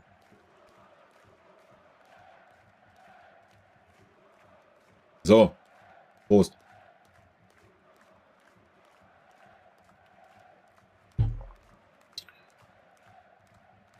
Und das Schlimme ist ja noch, um das Thema nochmal rund zu machen mit Davis, dass sich ein Eberl da vor Monaten hingesetzt hat und gesagt, das ist unser letztes Angebot. Dann ist das Thema durch. Ja? Und dann setzt man sich 3 Monate später, wo der Spieler immer noch da ist und immer noch die gleiche Einstellung hat, setzt man sich dann dahin und sagt, ja, die Tür ist nicht ganz zu beim Alfonso Davies. Ja? Die Tür ist noch nicht ganz zu. Wie ich ein Kackreiz, Alter. Richtigen. So, und damit ist das Thema auch durch, was den Davis angeht. Ja, Min-Jae-Thema vielleicht nochmal ganz kurz, bevor wir uns den zweiten Teil angucken. Min-Jae hat jetzt gerade das Upa-Syndrom. Ja, was der Upa im ersten Jahr bei uns hatte, er war immer super nervös. Du hast immer das Gefühl gehabt in jeder Aktion, ach du Scheiße, der hat null Selbstvertrauen, der ist gleich fickrig, der hat Angst, dass er, wenn er einen Fehler macht, in der Kabine ausgepeitscht wird. So, das war das Gefühl bei Upa. Ja? Und genau das hat jetzt Min-Jae. Ich weiß nicht warum. Keine Ahnung. Kann's mir nicht erklären. Das fand ich im ersten Jahr, es ist dieses Jahr schlimmer wie im letzten Jahr, finde ich. Ja. Aber da weiß er halt auch nicht, was da intern besprochen wurde. Keine Ahnung, vielleicht hat man intern auch klar kommuniziert mit Min-Jae, pass mal auf, du kriegst jetzt die ersten Spiele und entweder kriegst du es hin oder kriegst es nicht hin und bist dann außen vor. Ich weiß es nicht. Wir wissen das nicht, was intern kommuniziert wurde mit ihm. Ne? Ansonsten schwer zu beurteilen, warum das so ist, wie es ist. Also. Aber Fakt ist, meine Meinung, mit Upa und Min-Jae werden wir richtig harte Probleme kriegen gegen offensiv starke Gegner. Ja. Das haben auch schon die Spiele jetzt gezeigt. Das hat Wolfsburg gezeigt, die nicht überragend super stark offensiv sind. Und das hat selbst Kiel gezeigt in den letzten 15 Minuten. Ja, also. Na?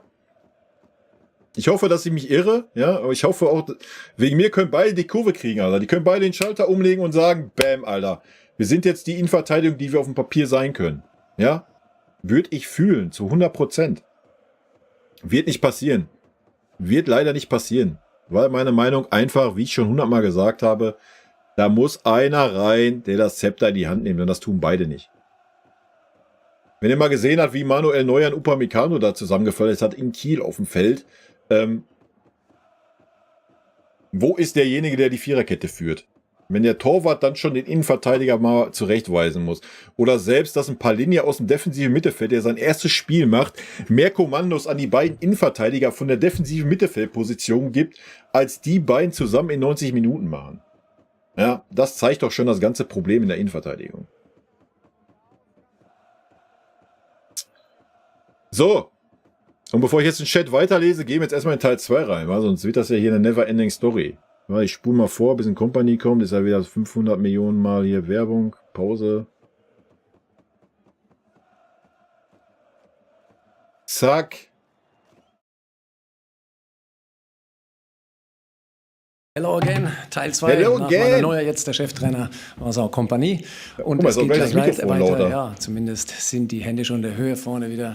Hoffmann für Sky beginnt. Ich weiß nicht, ob der Torben, erstmal sollte ich auf Reaction stellen, ob der Torben den Dieter was zahlt, dass er immer als Erster dran kommt. Ja? Auch so der Lieblingsschüler, ne?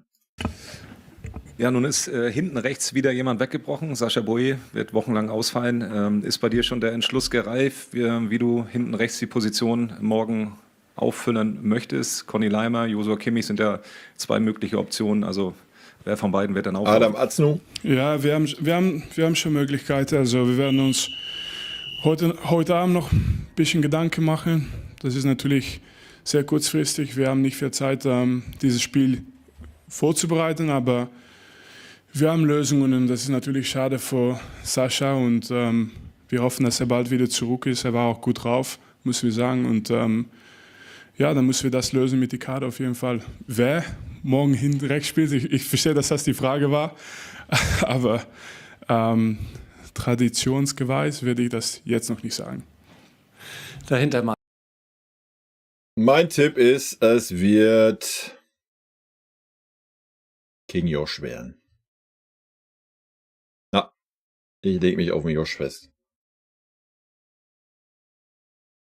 Vielleicht überrascht er mich aber auch, der Kompanie, und er stellt einen Arzt nur dahin. Das würde ich natürlich feiern. Ja? Wir werden es sehen. Marc Gabel für RTL. Hallo, Herr Kompanie. Jetzt ist der neue Modus der Champions League schon spannend genug. Jeder fragt sich so ein bisschen, wie das wohl sein wird. Inwiefern ist die Tatsache, dass das Finale im nächsten Jahr in München ist, nochmal ein besonderer Anreiz und vielleicht auch eine besondere Drucksituation für Sie als Bayern-Trainer? Ja, also es ist schwer, viel zu sagen über, wie diese Champions League erleben werden mit diesem neuen Format, aber letztendlich, die Traum ist da für die Fans und die dürfen auch träumen, dass wir hoffentlich am Ende im Finale kommen in München. Das wäre schon fett, oder? Das wäre schon fett. Dann ist auf jeden Fall Red Munich-Kanaltreff an der Allianz Arena, wa? Wenn wir nicht reinkommen, Public Viewing halt. Irgendwo in München. Kriegen wir hin, ne? Hauptsache für mich ist, dass wir das zeigen auf dem Platz erstmal. Also es gibt ein Spiel morgen gegen einen schwierigen Gegner und die müssen wir gewinnen und hoffentlich können die Fans ganz lange träumen, aber wichtig für mich ist, dass wir morgen gut spielen und gewinnen. Dahinter Christian Kunz für die dpa. Als Spieler haben Sie oft in der Champions League gespielt, als Trainer sind Sie zum ersten Mal der Verantwortung bei einem Champions League-Spiel. Ich wollte gerade sagen, wie willst du denn gegen Chelsea spielen, Alter? Die spielen doch nicht in der Champions League, oder? Das wird nicht passieren, ey. Wie sehr kribbelt es bei Ihnen? Ja, schon, auf jeden Fall. Aber mein Job ist auch, ich darf nicht zu viel Unterschied zu machen zwischen, ich habe es bevor das Spiel gegen Kiel gesagt, es gibt nicht viel Unterschied, wie wir uns vorbereiten für Kiel als die Vorbereitung für ein Spiel gegen Leverkusen zum Beispiel. Ich würde genau das Gleiche sagen jetzt für die Champions League. Also gegen Zagreb oder Barcelona, es darf kein Unterschied sein. Wir wollen einfach gut vorbereitet sein. Wir wollen...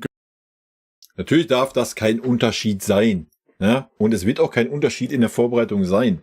Aber wir wissen, das sind alles Menschen. Es wird immer ein Unterschied sein, ob du gegen Dynamo Zagreb aufläufst oder ob du gegen Barcelona aufläufst. Ne?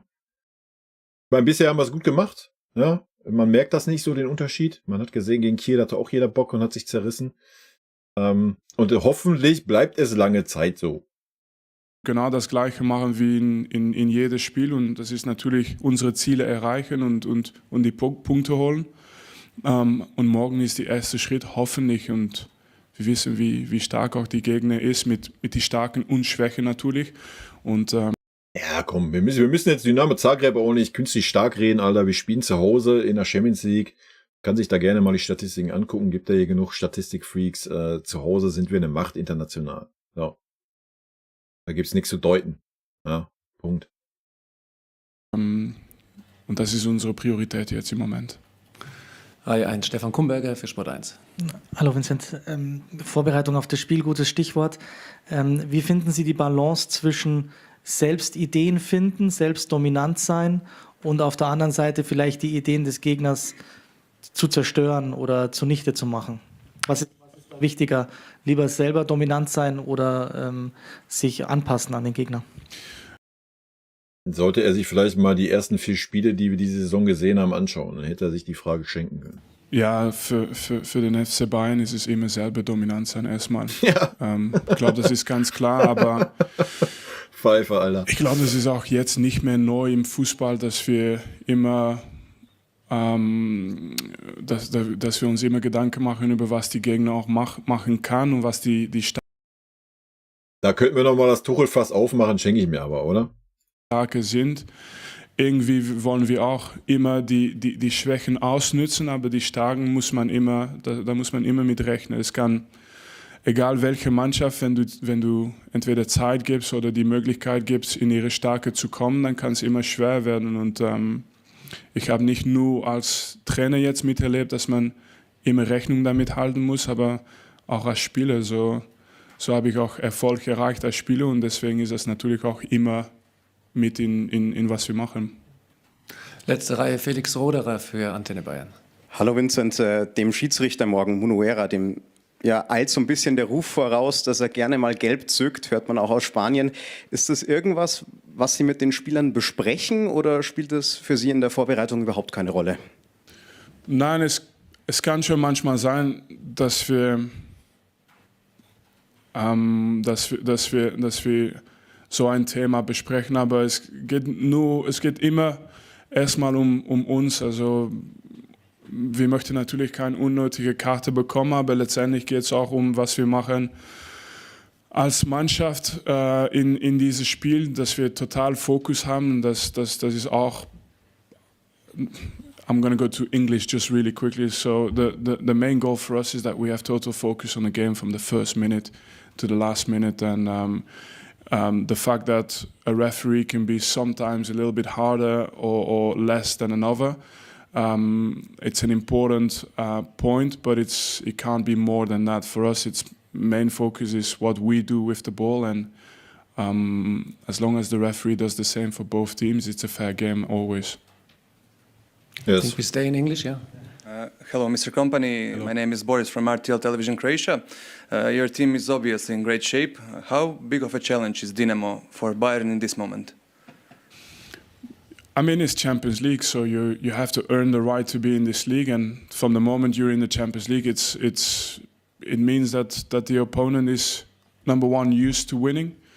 I think there are some similarities as well between Dinamo Zagreb in terms of and Bayern in terms of the culture of winning, the amount of times they have won the league over the last 20 years or so. So they know what it is to win, and you don't arrive in one game or the other all of a sudden with a different mentality. So that's clear. But it's the Allianz Arena tomorrow, and our team wants to still achieve hopefully a victory. First row, yes. So sieht's aus. Still on English and remaining with the Croatian journalist. So I gotta ask you, coming from. Das weiß ich nicht, Ambo, ob sich da die Anzahl der gelben Karten geändert hat für die Sperre. Ich denke nicht, oder?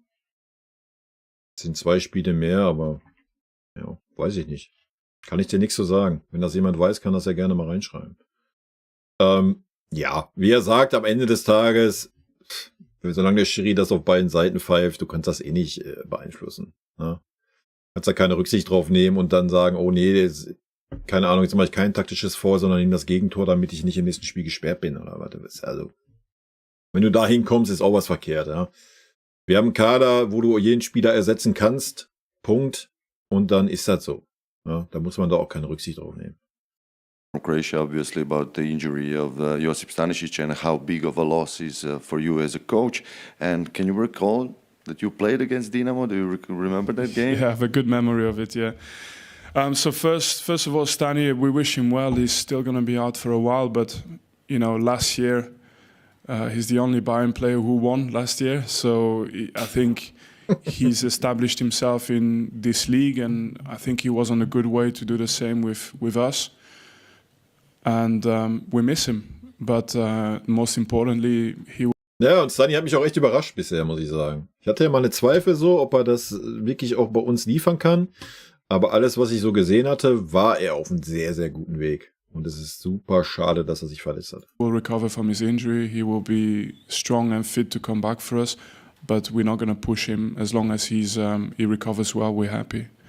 In terms of the game I played against, if I remember right, I had to run after Luka Modric the whole game. Correct? Yeah. So, was Mandzukic there? Balaban was there, I remember, and another one was Tadic. So it was a good team, but we had also a good team at the time. It was Nigel de Jong and Van der Vaart. Van der Vaart, Boateng, I think as well. So you won 2-0 at Maximum. That was a good game, yeah. In der zweiten Reihe Nikolaus Linner für die Bild-Zeitung. Hallo Herr Company. In den vergangenen Tagen wurde viel über Leon Goretzka gesprochen. Da ist er wieder, unser allseits geliebter Bildreporter. Der musste beim letzten Spiel wieder eine Enttäuschung hinnehmen, weil er nicht Wäre jetzt ein cooler Move, wenn er sagen würde, jedes Spiel ist ein Leon Goretzka-Spiel, oder? Im Kaderstand. Mich würde interessieren, wie da die Kommunikation aussieht. Suchen Sie. Leon stand nicht im Kader, Leute. Scheiße. Die Bild kann nachts nicht schlafen, weil der Leon nicht im Kader stand gegen Holstein Kiel. Katastrophe. Zu einem Spieler in so einer Situation nochmal besonders häufig das Gespräch, versuchen die Situation zu erklären. Ja, na klar. Er geht jetzt 100 Mal am Tag zum Leon hin und sagt, Leon, du spielst gegen Kiel nicht. Ne? Leon ist nicht böse gemeint. Aber ich habe einfach keinen Platz mehr frei für dich, ne? Leon. Sagt er vor dem Training, während des Trainings, nach dem Training, nächsten Tag beim Frühstück nochmal immer schön rein in die Wunde, ne? Damit der Leon das auch nicht vergisst. Erklären, Mut zu machen. Und wie stehen denn morgen die Chancen für Leon auf einen Einsatz? Yeah, I knew that for the Holstein Kiel game that I would have one player that was out of the squad. So in this case, it was Leon, but I'm sure that you would have had the question about any other player that would have had to stay home. But that was the case, genau. 21 players, so one player has to stay home. And but now there's only 20 because we lost Sasha Boy. So probably that question will not come back for a while like this. In terms of communication, I think every coach, in every club has a different way to do it. For me, it's quite clear. You know, it's a discussion that I'm always happy to have after the game with any player, by the way. So always happy to have it after the game. I think before the game, the priority is always to focus on having a result, focus on the players who are able to achieve that goal, because you need to go in with positive energy yourself to bring into the game. But after that, I think I'm really, really happy to always share whatever I thought in the moment and why. And then we move on to the next game, because we have a lot of games and everybody has to compete for every game. So sieht's aus. Torben Hoffmann wieder. Ist nichts zu sagen, Alter. Wir sind natürlich nicht so in der Gegneranalyse wie du mit deinem Trainerstab. Vielleicht kannst du mal die Stärken und Schwächen des Gegners von Dynamo Zagreb beschreiben. Also wo haben sie ihre Vorzüge, wo sind sie vielleicht nicht ganz so sattelfest? Es ist eine talentreiche Mannschaft, die sind technisch natürlich stark und die sind auch gewöhnt, ganz oft im letzten Drittel viel Ballbesitz zu haben. Deswegen finden die auch die Löcher in den kleinen Raum und die haben Spieler, die technisch auch die Lösung finden können. Und das zeigt, dass sie einfach diese Gewohnheit haben, immer im letzten Drittel zu kommen und Tore und Chancen zu erzielen. Und das ist auch ein Team, die in Boxverteidigung sehr gut ist, Disziplin, Erfahrung. Und da geben die auch wenig Raum weg. Aber letztendlich, wie gesagt, wir haben auch das Ziel, unser Spiel aufzulegen auf die Gegner, und hoffentlich ist das, was uns morgen Erfolg gibt. Dann Heiko Niederer wieder, bitte. Hallo Vincent. Wir kennen Sie ja noch nicht so gut als Trainer. Jetzt gerade mit dieser Rechtsverteidigerposition. Wie ticken Sie da als Trainer? Ist das eher so, dass man sagt, ich möchte die besten Spieler auf dem Platz haben, was eher dann dafür spricht, ich stelle Joshua Kimmich oder Konrad Laimer hinten rechts? Oder eher, ich möchte jemanden für die Position haben, der es am besten spielen kann, was vielleicht dann auch für Guerrero oder Asnou sprechen könnte in den nächsten Wochen? Können Sie da einen kleinen Einblick geben, wie Sie da denken? Es geht immer darum, erstmal ganz vorne, wir wollen das Spiel gewinnen. War auf jeden Fall mal eine interessante Frage. Bin mal gespannt, was er sagt. Und so fängt man immer an, mit wie man die Mannschaft zusammenstellt. Und klar will ich die Spieler immer in ihre Stärke haben, wenn es möglich ist. Aber in diesem Moment sie haben schon ein paar Lösungen genannt und die kennen wir auch. Es gibt noch andere Lösungen aus meiner Meinung. Aber wichtig, dass Sie auch verstehen, ich bin nicht eine, die jetzt auf einmal sagt, ich muss es wieder auf Englisch sagen, Entschuldigung. No, so I'm not someone that's going to start feeling sorry for myself because we lost a player, and yes, we have an injury, yes, it's 2 right backs, but we will find a solution. We have a team to do it, and you know, we have the time tonight and tomorrow to discuss what we think is the best solution. But only in one function is to win the next game without anything negative about the situation that we're in. It's a shame, but we're going to deal with it. And I'm not answering because I don't want to give it away, to be honest. Ich wollte gerade sagen, die Frage hat er nicht wirklich beantwortet, aber ja, alles If gut. that's clear. Okay, erste Reihe, First Row. Roland Streins von Sky Sport Austria. Ich versuche auch Deutsch zu sprechen. Vincent. Ja, da sind sie, die Ösis. Die Bayern haben wir Sie sind Deutsch, aber. Ja, klar. Ah, so. With a bad accent. So, die Bayern haben das Siegergehen wieder gefunden. Mit Ihnen als Coach. Was war nötig, damit das wieder kommt? War es mehr mental oder war es mehr taktisch? Nein, taktisch nicht. Das ist dieses Verein, diese Mannschaft, die haben die beste Trainer im Welt gehabt in den letzten 10 Jahren oder so. Also man kann immer taktisch was bringen, was sehr persönlich ist und seine eigene Idee, aber letztendlich geht es darum, dass die Jungs einfach kämpfen und wenn gute Spiele laufen, dann haben die immer eine Chance, die Spiele zu gewinnen. Wir arbeiten natürlich sehr viel taktisch, aber wenn ich jetzt das vorne setze, dann rede ich über das Falsche. Aber okay. Er hat einfach die Spieler aufgeweckt. Machen wir es kurz. Ja, ich habe es vorhin schon mal gesagt. Er hat einfach die Spieler aufgeweckt und die Spieler mal wieder dazu bewogen, dass sie Leistung zeigen müssen. Ja? Und dass sie Bock haben. So, man hat halt das Gefühl unterm Winnie, so die Spieler haben wieder Bock und die Spieler glauben auch wieder an sich. Ja, all das, was du letzte Saison nicht hattest, wenn du ein Tor gekriegt hast, hast du gedacht, alles gut, kannst eigentlich ausschalten, kriegst das zweite noch, ja, oder das hast du jetzt nicht mehr. Ja? Du siehst jetzt, dass der Glaube da ist in der Mannschaft auch wieder und das bei jedem einzelnen Spieler oder sagen wir bei vielen Spielern. Okay, es bleibt Bayern München. Wir haben nur 3 Spiele gewonnen und da bleibt es auch bei. Und wir müssen, mehr könnten wir auch nicht, aber wir müssen auch weitermachen. Und das ist, die Fokus liegt nur darauf. Gibt es noch einen letzten Fragewunsch? Ja, in der Mitte, Heiko Niederer nochmal. Ich habe noch eine Frage, die ein bisschen weg vom Sport geht.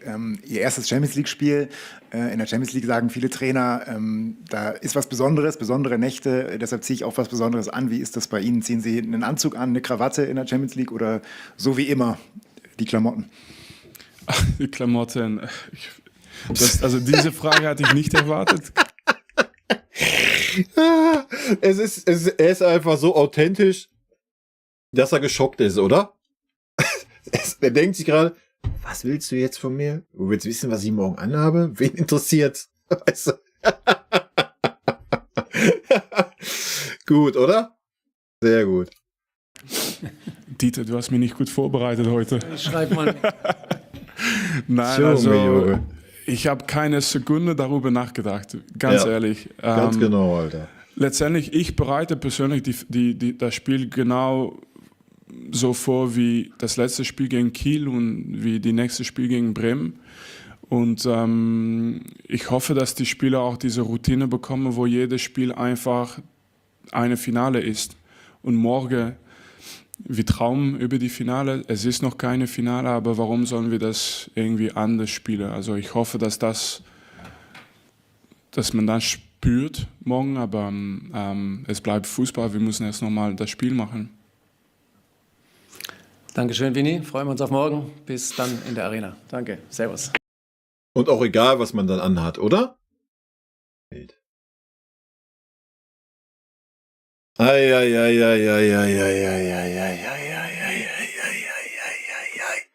Waren da wieder ein paar wilde Klamotten bei, du. Wild. So. Der Bildreini, ja, ganz genau, der Bildreini.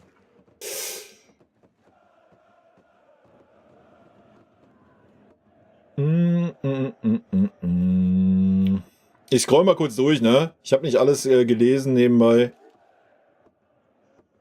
Wild.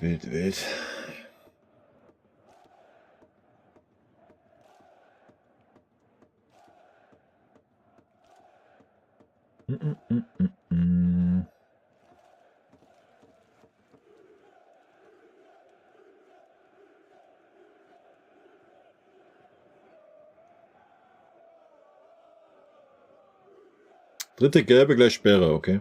Löschung der Karten nach Playoffs und Viertelfinale.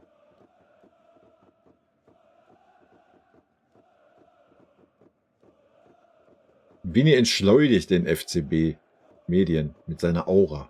Ich finde seine Art so herrlich entspannt. Ich bin mal gespannt, ob wir auch noch die andere Seite von Vini sehen werden. Hoffentlich nicht diese Saison, weil das heißt, wir sind im Flow und es geht so weiter. Ja, aber wir werden die andere Art von Vini auch noch sehen. Wenn die Mara mir irgendwann so unter die Füße reibt, dann ist das ihre letzte Amtshandlung. Das ist vollkommen richtig. Füße ist Sperrzone.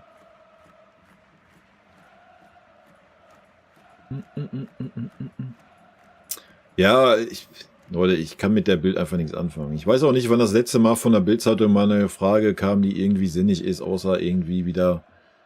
Du hast bei jeder Bildfrage, die kommt, hast du immer den Unterton, ja komm, wir brauchen doch jetzt wieder ein bisschen Sensationsjournalismus. Wir müssen doch wieder irgendwas rauskitzeln können, was wir in irgendeiner dummen Fick-Zeile drucken können, damit sich die Bildzeitung in Bayern verkauft. Alter. Ist halt ein Kackreiz bei.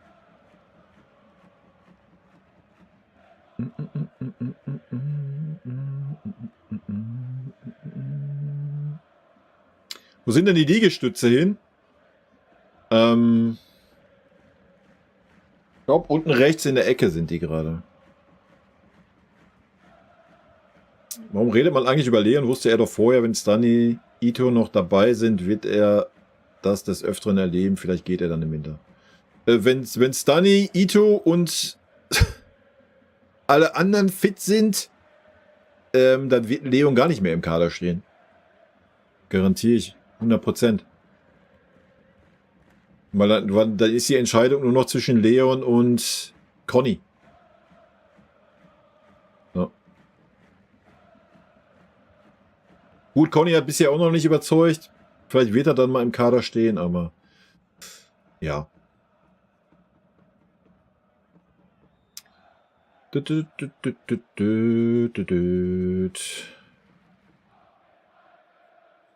Bill, hallo zusammen, endlich mal live dabei. Jo, servus.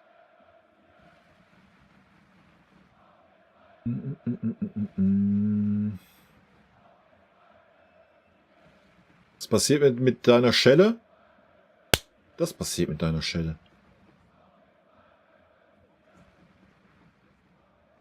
Ja, aber soll man da auch antworten? Ne? Ist genau wie diese Fragen immer nach, ja, welchen Spieler stellen Sie jetzt da hinten rechts hin? Die und die Möglichkeiten gibt es. Da wird sich auch kein Trainer der Welt einen Tag vorher da hinsetzen und sagen, ja, nee, morgen spielt der Kimmich da. Obwohl der Tuchel hat das oft genug gemacht, warum auch immer, aber ja.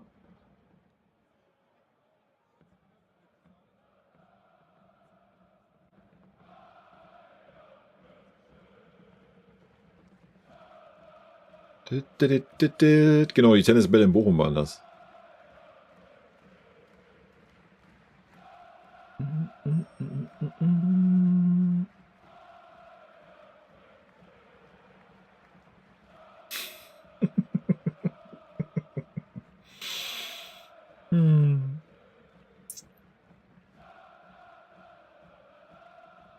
Ganz klar, Lederjacke Boslo.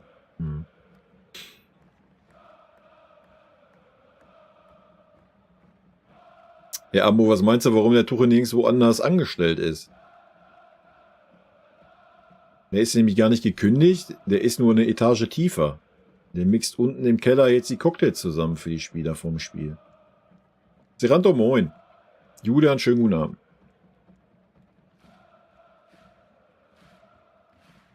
Ja, habe ich ja schon gesagt, ist halt schade, dass da ist eine Pause zwischen, ne? Länderspielpause wieder, oder?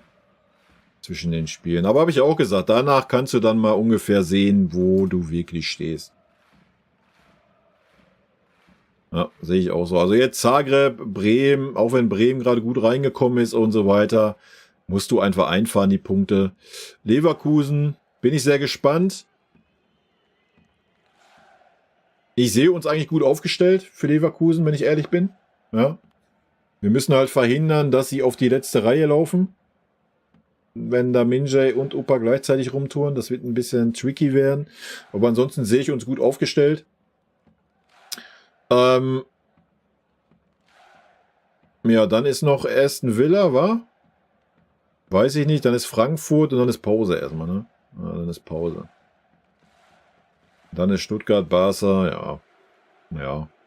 Ich denke, bis zur Pause ist schon ordentlich. Also mit Leverkusen, Aston Villa auswärts und auswärts in Frankfurt. Die letzten Spiele waren ja sehr stark immer in Frankfurt für uns, ne? Da können wir dann schon mal ein kleines Fazit ziehen, wie unser Leistungsvermögen ist, denke ich.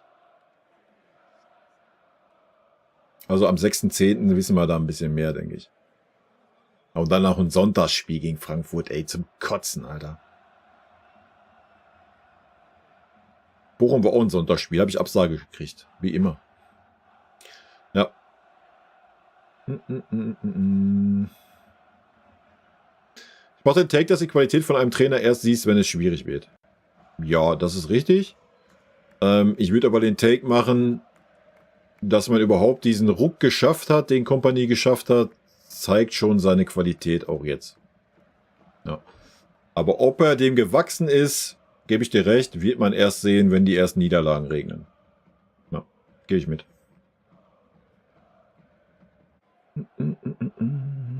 Was für Maulwurf? Wir brauchen doch keinen Maulwurf mehr. Ist doch eh alles. Ja. Mr. Bonabend. Niklas, moin.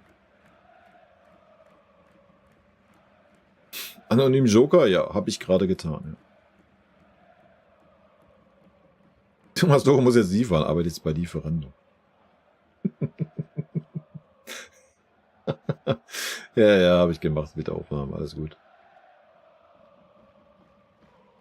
Ja. Ich muss noch Medizinbar bestellen, habt ihr recht. Wäre besser. Ja, ich weiß auch nicht. Mit dem Telekom-Logo haben sie es echt, ne? Wo das Trikot so eigentlich ziemlich cool ist.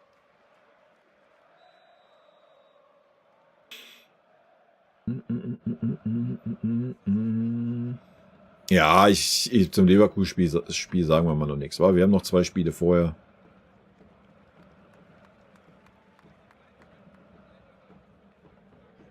Morgen ist immer erste Sahne. Ja, vielleicht wird der Sané ja. Obwohl ich gehe davon aus, dass er morgen sein Spiel kriegen wird, oder? Sané und Champions League. Ja, es geht ja nicht, dass er nicht in der Champions League aufläuft. Bin gespannt. Adeyemi ist laut Dortmund Musiala. Aha, okay. Ist der Adeyemi eine Maschine, oder was? Aber gut, dass wir hier kein Dortmund-Channel sind. Ich bin nämlich voll nicht im Thema. Thomas Tuchel freigestellt wie Nagelsmann damals? Ich weiß es nicht, ich glaube nicht, ne? Ich glaube, man hat den aufgelöst, den Vertrag, oder? Zumindest das, was kommuniziert wurde von Tuchel. Aber genau wissen tut das wahrscheinlich keiner hier, also.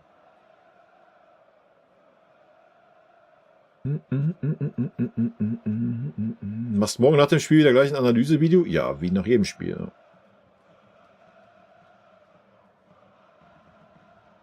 Wenn ich den Adeyemi vergleichen müsste, würde ich ihn ja eher mit dem Serge verkneifen, ja. Vergleichen, als wie mit Musiala, also. Ich wüsste ja nicht, was ein Adeyemi auch nur ansatzweise von Musiala hätte. Also, wenn, dann ist er der jüngere Serge, ja. So ein Ding. Ach, herrlich. Ja, wie sind denn eure Tipps? Dynamo. Könnt ihr eigentlich mal nebenbei, könnte ich ja mal eben, also für alle, die das noch nicht wissen, ne? Wir haben ein Tippspiel für die Champions League. Da könnte ich ja mal eben tippen, oder? Den ersten Spieltag. Können wir ja mal machen. Gucken wir mal, ob ihr Ahnung habt. 3-1-5-1, 3-1, 4-1, 3-0. 3-1 habe ich im Tippspiel aktuell drin. Knackiges 4-0. Ja, ich bleibe natürlich bei meinem 3-0. Europapokal zu Hause. Komm, Leute, alles ist gut, ne? Aber fangen wir mal an. Welche Mannschaft stellt den Spieler mit den meisten Toren? Meinungen? Ich persönlich hätte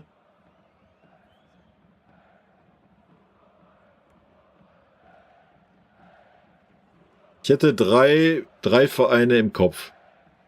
Wo natürlich der FC Bayern klar dazugehört mit Harry Kane. Aber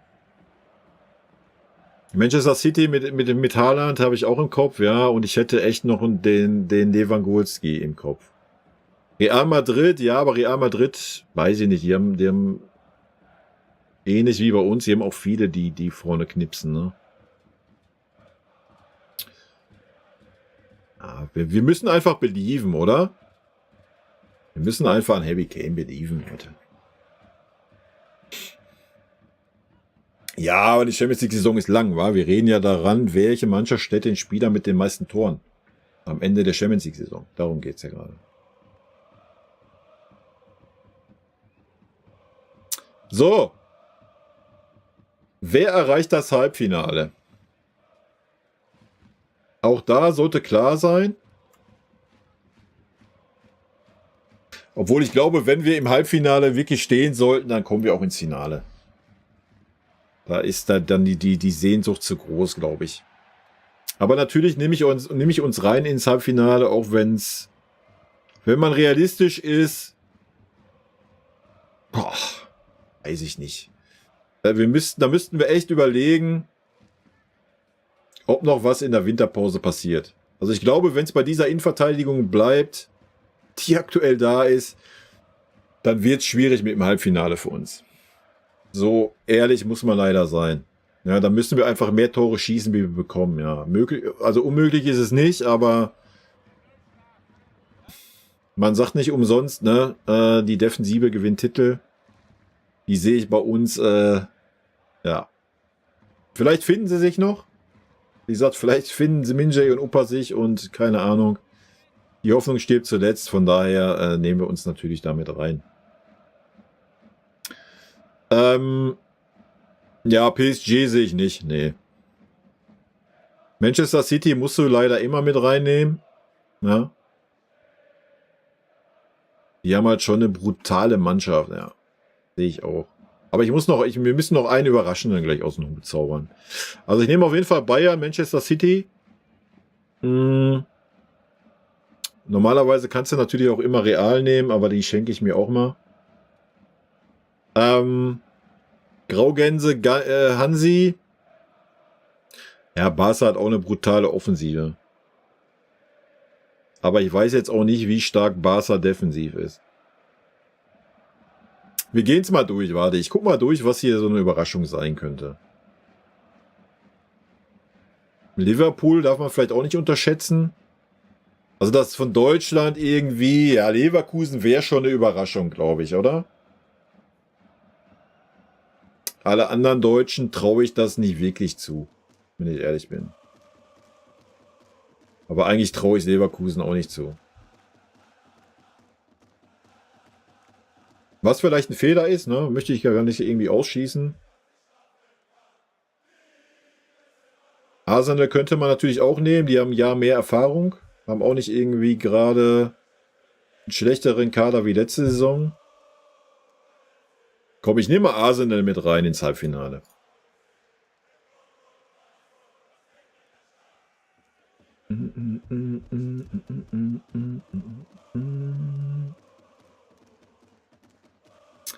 Ja, ich kann aber auch keine 3 Engländer nehmen, oder? Aus Prinzip einfach nicht.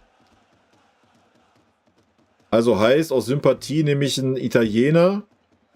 Da haben wir die Auswahl zwischen Juve, AC oder Inter. Young Boys Bären, ja. Olmo 5 Wochen verletzt. Ja, aber Olmo ist ja öfter mal 5 Wochen verletzt.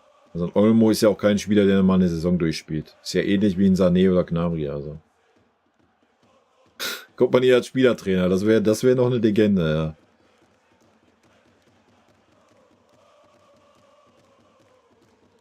Also ich tendiere auch eher zu Inter, so aus Sympathie. Bin aber absolut nicht im Thema, welche Mannschaft gerade wie aufgestellt ist in Italien. Man könnte aber natürlich auch so Sporting Lissabon nehmen als Überraschung, oder? Aber mit dem neuen System wird es ja sehr wahrscheinlich so sein, dass wirklich 4 Top-Mannschaften da nur stehen werden, allein von der Setzliste her. Ne? Ja, ich will aber nicht Real Madrid ins Halbfinale nehmen. Von daher nehme ich sie nicht. Da würde ich noch eher Graugänse Hansi nehmen.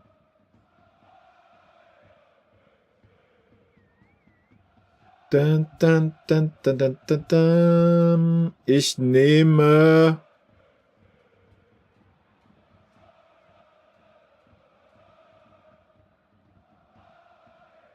Ja, ich meine, das sind nur 5 Punkte, auf die ich verzichte, oder? Ist jetzt auch nicht so wild.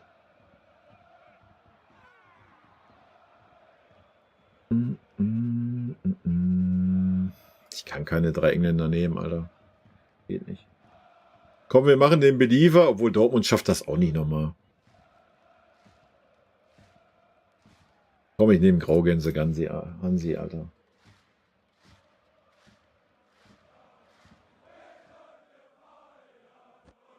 Atletico kann man auch immer nehmen, ja.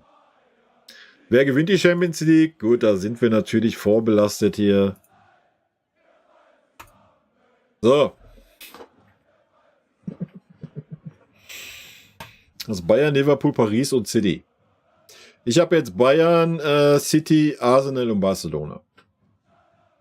Okay. Gehen wir mal rein. Young Boys Bern gegen Aston Villa. Warte. Mich vorbereiten. Brauche ein paar Statistiken, sonst geht gar nichts.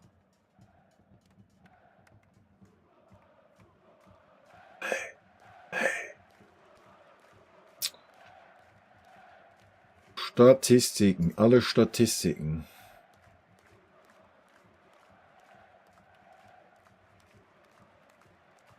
Aston Villa gegen Everton 3-2 gewonnen, gegen Leicester 2-1. Gegen Arsenal 2-0 verloren. Gegen West Ham 2-1 gewonnen. Okay, ist schon mal für mich eine klare Nummer. Auch wenn Young Boys Bären, aber die Liga kannst du ja nicht wirklich ernst nehmen. Ohne das jetzt irgendwie abwerten zu meinen, aber...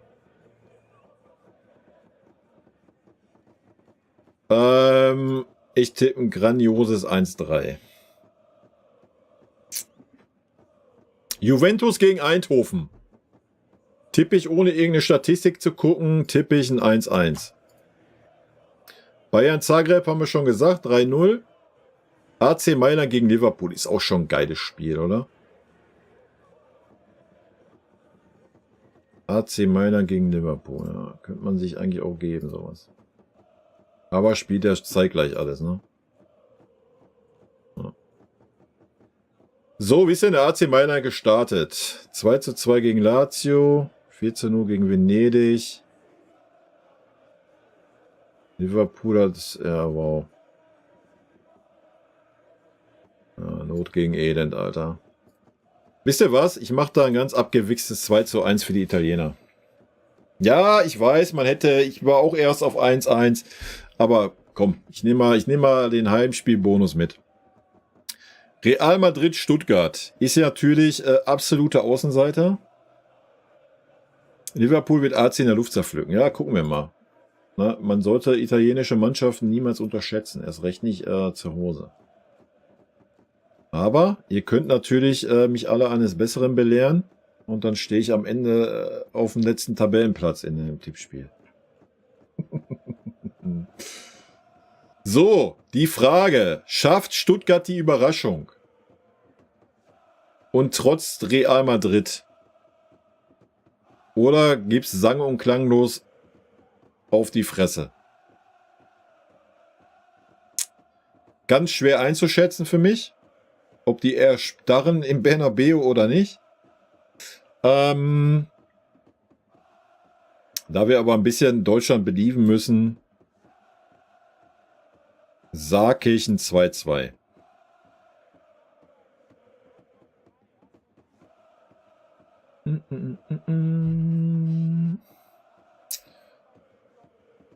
Servus und Moin zusammen. Servus, Servus, Servus. Und auf Time in Madrid 3-2. Ja, ich habe ein 2-2 getippt. Sporting Lissabon gegen Lille. Ist für mich eine klare 1, tippe ich ein 2-1. Blind. Sparta Prag, Red Bull Salzburg. Sparta Prag kann ich gar nicht einschätzen. So gar nicht. Aber die sind immer technisch stark und so, wa? Und die rennen doch auch immer durch ihre Liga durch, oder? Ich glaube, die haben da auch keine Gegner in ihrer Liga. Oh, Salzburg ist auch gerade nicht gut in Form, wie es aussieht, oder? Rapid 3-2 verloren. Ja, Sparta Prag kannst du... Da stehen halt immer nur... Da steht mal ein Unentschieden, sonst stehen da nur Siege. Die gewinnen halt alles in ihrer Liga. Klare Sache, 3-0. 0-1 Salzburg. Mhm. Ich sag's euch, wie es ist. 1-1. Bologna, Schachtje, Donetsk. Da muss ich ganz kurz gucken, wie Bologna so gestartet ist, aber ist für mich eigentlich eine 1. Aber ich gucke mal ganz kurz rein. Man weiß es ja nicht. Oh, das sieht sehr unentschiedenlastig aus.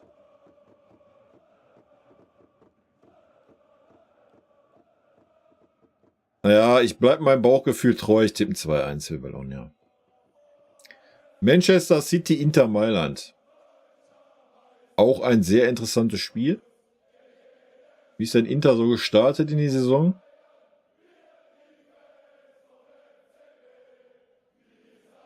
Oh, viele Unentschieden. Wild.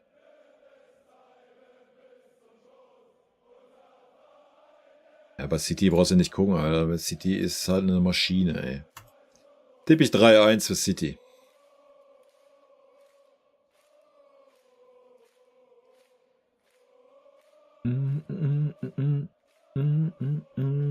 Was soll ich dazu sagen? Das war ja kein 5-1, das war ein 6-1 für das Spiel in Kiemals. Und dass sie Spitzenreiter sind, ja, nach 3 Spieltagen sagt das jetzt noch nicht so viel aus, oder? Inter gewinnt sicher. Aha. Inter gewinnt 3-1. Leute, ihr habt alle keine Ahnung. Sorry, dass ich euch das so direkt sagen muss, aber bitte euch. Lächerlich. Donetsk, da kam Douglas Costa her. Der ist ja anscheinend bei OnlyFans. Kann ich dir nichts zu sagen, was der Douglas macht. Celtic Glasgow, Slovan Bratislava. 2-1 aus Sympathie für die Schotten, Alter. Brügge Dortmund ist auch eine interessante Kiste, oder? Ich meine, eigentlich eine klare Kiste für Dortmund. Aber Brügge ist auch immer... Ich schmeiß mal einen Blick, so wie die so reingekommen sind.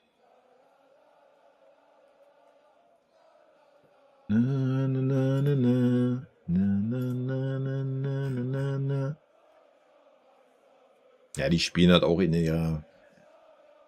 Nicht ernst nehmen, Alter.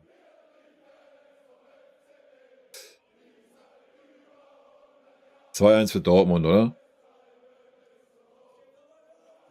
Ja, sind wir uns einig, sehr gut.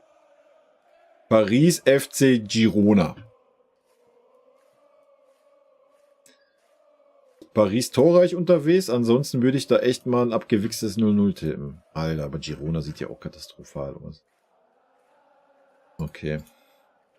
3-0 für Paris. Zack.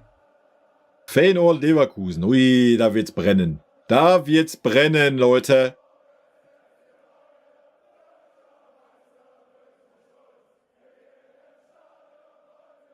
Feyenoord sieht auch wild aus, ne?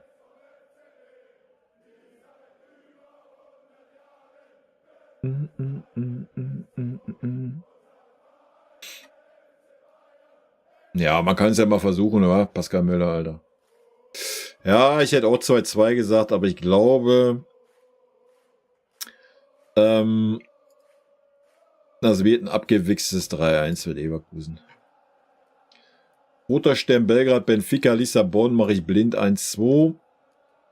Atalanta Bergamo, FC Arsenal. Entweder eine 0 oder eine 2. Tendiere eigentlich eher zu einer 2. Ja gut, wenn ich die Tendenzen da sehe. Machen wir ein 1-2 für Arsenal, oder?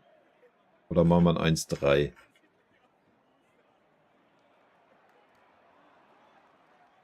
Wir lassen mal das 1-2 stehen. Ja, ja. Arsenal ist nicht Liverpool. AS Monaco, FC Barcelona ist eine klare Kiste. Levi und Hansi haben Bock. 3-1 für Barca. Atletico Madrid, RB Leipzig. Ja, da muss ich leider ein abgewichstes 1-0 für Atletico, Mann. Und dann haben wir noch Stade Brest gegen Sturm Graz. Wow. Was soll man da tippen, Alter? Tippe ich knallhart ein 1-2 für Sturm Graz. Sehr gut. VfB wird von Real komplett auseinandergenommen. Ja, dann tipp das doch mal.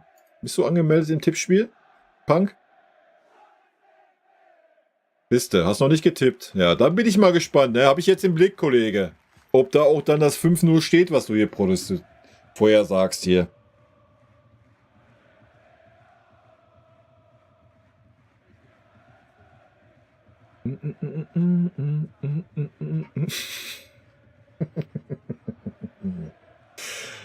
Nee, haut mal raus eure Tipps. Für mich ist das auch super schwer, Champions League zu tippen. Das ist auch mehr Bauchgefühl wie alles andere. Also Bundesliga kann man ja immer noch so ein bisschen reinfühlen, weil man ja mehr im Thema ist, aber so Champions League ist auch immer.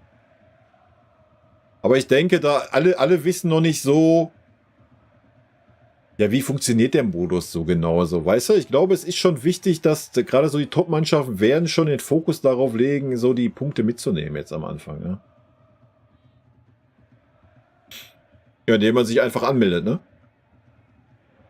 Indem du einfach auf Kicktipp gehst.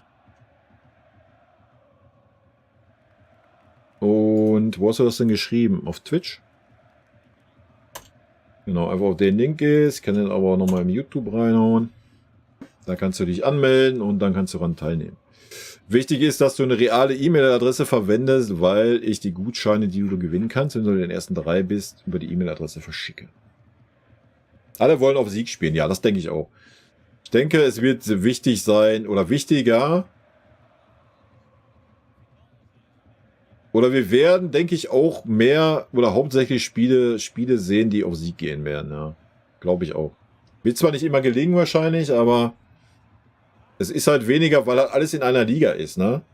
Ist halt schwieriger zu sagen, so in so einer Vierergruppe kannst du halt sagen, ja komm, alles gut, ich nehme jetzt den Punkt mit und dann direkter Vergleich, bla, Sylt, ist mir scheißegal, so, weißt du? Aber in so einer Ligasituation, da zählen halt die Siege viel, viel mehr als irgendwie in so einer Vierergruppe, ne? Denke ich auch. Könnte interessanter werden, ja. Ja, gucken können wir ja nicht wirklich irgendwas Geiles, weil AC Mailand gegen Liverpool hätte mich noch interessiert. Real Stuttgart hätte man sicher mit Sicherheit auch mal reingucken können, aber gut, das spielt alles zeitgleich, fällt für mich flach. Mittwoch fällt für mich auch flach, bin ich im Raid unterwegs. Ja. Donnerstag. Jetzt auch nicht der Burner dabei, ey. Wo ich sage, muss ich unbedingt sehen. Na, passt. Schauen wir den FC Bayern und alles ist gut. Ja, ich glaube auch, dass der neue Modus dafür sorgen wird, dass es viel, viel weniger Überraschungen gibt. Weil es ja dann nach der ganzen, oder nach den 8 Spielen, diese Tabelle, dann gibt es eine Setzliste und dass auch ja alle Top-Mannschaften natürlich mindestens ins Viertelfinale kommen und dann da die geilsten Spiele nur sind. Und nicht da dann auf einmal ein, keine Ahnung, ein PSV Eindhoven auftauchen kann oder ein, ne, sonst was. Ja. Das ist leider der Nachteil dieses neuen Systems. Aber da müssen wir alle mit leben.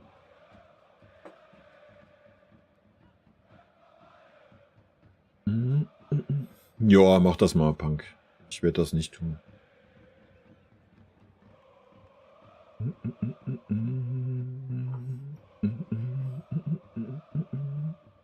Ja gut, Dortmund in Brügge ist jetzt auch nicht irgendwie der Burner, der mich persönlich interessiert. Aber das muss ja jeder für sich wissen, wa? Gut, Leute. Damit würde ich sagen, sind wir doch schon eigentlich am Ende. Sei denn, einer von euch hat noch irgendwie ein heißes Eisen im Thema hier. Weil ich könnte mal gucken, ob ich irgendwas zum Doppelpass hier finde bei YouTube auf die Schnelle. Könnte man da nochmal kurz reinhören, aber ansonsten bin ich durch, ey. Doppelpass Max Eberl. Ich will mir jetzt auch keinen ganzen Doppelpass anhören, Alter.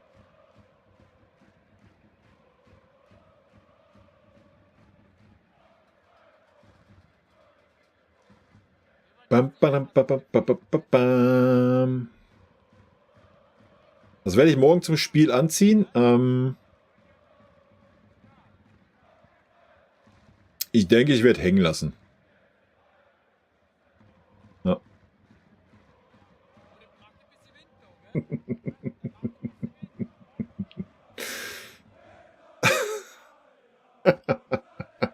Ich werde einfach hängen lassen beim Spiel, Leute. So ein Ding. Ach, herrlich. Max Eberl erklärt Bayern München. Na komm, da gehen wir rein.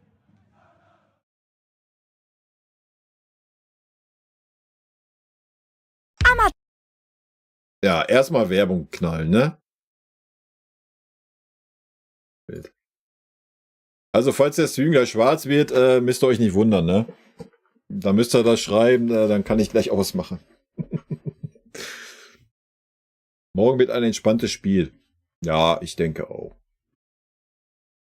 Aber schauen wir mal, wer weiß. Komm, wir hören uns mal an. Ich hab nichts gehört. Der eine oder andere kennt das wahrscheinlich schon. Max Eberl erklärt den FC Bayern. Dann legen wir uns zurück. Was war die Frage nochmal jetzt? Ja, ich kenne dich gut genug. Ich weiß, dass du Zeit gewinnen wolltest. Nee, man hockt da immer noch, oder was? In der ersten Reihe. Pass auf, wir haben es doch nochmal. Siehst du es nochmal? Da, guck. Da, hinter dir. Nee, ich lese es da. Ah, okay. Aber ich habe meine Brille nicht auf. Ich wollte dir noch mal ein bisschen Zeit geben, dass du das nochmal umdrehen kannst. Nein. Also das Umfeld des Ja, FC gut. Bayern. Logischerweise ist ja anders als bei vielen anderen. Genau. Fast allen anderen Bundesligen. Genau, und das habe ich ja, also wenn man von außen drauf geschaut hat, ich bin bei Bayern zwar in der Jugend groß geworden, habe aber das Haifischbecken nicht erleben dürfen als Konkurrent. Ich kam aus Mönchengladbach, da war es relativ klein, die Spitze, da hast du mit Stefan Schippers, Herrn Königs und meiner Person, Hans Meyer und Rainer Bonhoff dabei, eben ein sehr kleines Gremium gehabt. In Leipzig hat sich sehr stark alles auf Olli Minzlaff plus dann die sportliche Führung reduziert. Das ist bei Bayern natürlich anders, weil dieser Club seit 30 Jahren, 40 Jahren, 50 Jahren einen herausragenden Job macht und diese Menschen diesen Verein einfach geprägt haben. Und ganz ehrlich, ich kann auch nur in der ersten Reihe so stark sein, wenn die zweite Reihe, die dritte Reihe auch wirklich das unterstützt, was wir tun. Und dass ich zu Bayern München komme und auch wenn ich jetzt schon wirklich Erfahrungen sammeln durfte und auch schon, das Blecherne bezieht sich aber nur auf Bayern, ne? Weil ich habe ja schon Supercup und DFB-Pokal gewonnen. Ne? Also ich habe schon mal Titel gewonnen. Deswegen nehme ich das Thema ab, dass es auf Bayern bezogen war.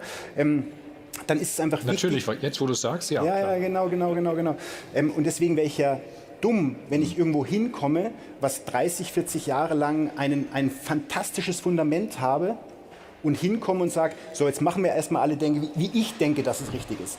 Dass Uli Hoeneß und Machen wir uns nichts vor, er wäre ja auch niemals zu uns gekommen, wenn er das machen würde. Dann hätte der Uli ihn ja gar nicht holen wollen. Der Uli wollte ihn ja holen, eben genau aus diesem Grund. Ja. Müssen wir uns ja auch nichts vormachen, oder?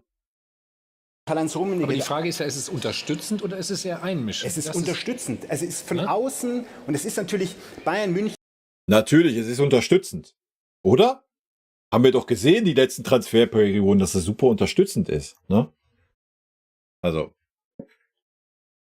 ist doch klar. Dann haut man erstmal mitten in der Transferperiode raus, dass wir keine Geldscheiße haben, dass wir erstmal Spieler verkaufen müssen. Ist doch logisch, ist doch super unterstützend erstmal. Für die Arbeit von Max Eberl und Christoph Freund, oder?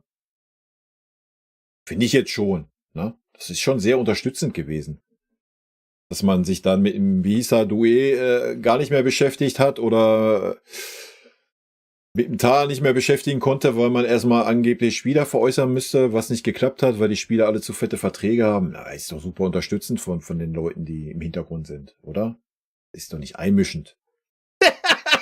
Wem will er das denn verkaufen, Alter? Lol, Das habe ich ja auch, das hat mich jetzt nicht überrascht, als ich angefangen habe. Super unterstützend. Groß. Und diese Auch die Sache mit Harry Kane war super unterstützend, oder? Menschen, die diesen Club so groß gemacht haben, sind da. Und dass diese Menschen nicht morgen weg sind, das ist doch auch völlig klar. Und wenn ich dann diese Ist auch super unterstützend, wenn der Uli Hoeneß sich alle halbe Jahr da hinsetzt und über Gott und die Welt und den Verein irgendwelche Internas ausplappert und dummes Zeug von sich gibt. Das ist super unterstützend für die Arbeit von Max Eberl. Ratschläge, diese Unterstützung nicht mitnehmen würde. Von außen wird oft gesagt, ja, da mischt man sich ein, da sagt man nein, da sagt man ja, der Aufsichtsrat hat was dagegen gehabt. Das ist Quatsch. Wir diskutieren, so wie wir jetzt hier diskutieren mit Publikum, Ich weiß, es würden gerne Menschen zuschauen, wenn wir diskutieren und darüber reden, welche Entscheidung treffen wir. Aber es ist doch, wäre doch dumm von mir, wenn ich mit diesen Menschen nicht mich austauschen würde, die genau wissen, die fühlen. Natürlich gibt es Vorgaben, das wurde ja auch gesagt. Ich muss Geld einnehmen und kaufen zu können. Das ist aber bei jedem Verein so. Und das, was Uli sagt, wir haben keinen Geldscheißer, ja, ich kannte das gar nicht anders. Ich war eh schon dankbar und ganz neue Möglichkeiten, die ich bei Bayern München habe, Transfers zu machen. Aber dass wir das Verhältnis Einnahmen, Ausgaben, wie alle Vereine auf der Welt, Bayern München, habe ich immer gesagt, ist ein ganz besonderer Verein. Wir haben keinen Investor, wir haben keinen Mensch, der sagt, was, es fehlt hier ein paar Millionen. Wobei wir mittlerweile mit diesen Millionen gehen wir sehr sinnflutartig um. Also wir müssen immer noch, es ist viel Geld, über das wir reden. Aber Bayern München hat sich das alles erarbeitet. Der Club ist einer der wenigen in diesem Jargon, der Top 5, 6, 7 in Europa, die von der Pike auf sich dahin gearbeitet haben. Andere kamen Scheichs dazu, kamen Araber dazu, kam wer auch immer dazu. Bayern München hat das selber gemacht. Nachher mit schlauen strategischen Entscheidungen, aber alles von der Pike auf selber gemacht. Und deswegen müssen wir auch Einnahmen haben. Und das ist für mich völlig normal. Und wenn wir eben nicht die Einnahmen erzielen, die wir uns vielleicht geplant haben, weil der Transfermarkt eben kein Wunschkonzert ist. So wie jetzt, ja. Der Transfermarkt ist kein Wunschkonzert, sondern es ist Fakt. Und wenn ein Club nur das bezahlt und ich nicht das einnehme, was ich gerne gehabt hätte, dann kann ich sagen, ich mache es nicht, ich verkaufe ihn nicht. Oder ich nehme das Geld, kann aber das andere, was ich dann machen möchte, vielleicht nicht realisieren. Klar. Das ist ein ganz normaler Prozess. Deswegen, ich verstehe es, sehr viel diskutiert, sehr viel Emotion. Aber tatsächlich sind wir ein Verein, der zusammensteht, der auf allerhöchstem Niveau diskutiert, auch kritisch. Da ist nicht jeder sofort der gleichen Meinung. Aber es ist ein totales Miteinander. Aber das ist ja eigentlich nicht Bayern-like, dass so viel über Geld nachgedacht wird, ne?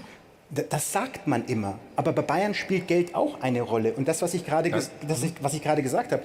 Aber warum spielt denn das Geld überhaupt diese Rolle, wie es spielt? Also ich glaube nicht, dass das Problem ist, zu sagen, ja komm, wir hätten jetzt nochmal 30 Mille rausgegeben, um Spieler XY zu kaufen. Ich glaube eher, das Problem ist, dass halt du die ganzen alten Säcke da, alt in Anführungsstriche, die ganzen alteingesessenen Spieler da hocken hast, die 17, 18, 19, 20 Millionen verdienen. Ne? Das haben wir uns ja schon mal angeguckt im Stream vor ein paar Wochen. Dass wir der einzige Club in ganz Europa sind, der so viele Spieler hat, die über 15 Millionen Euro im Jahr verdienen. So, das ist das Problem, was wir haben.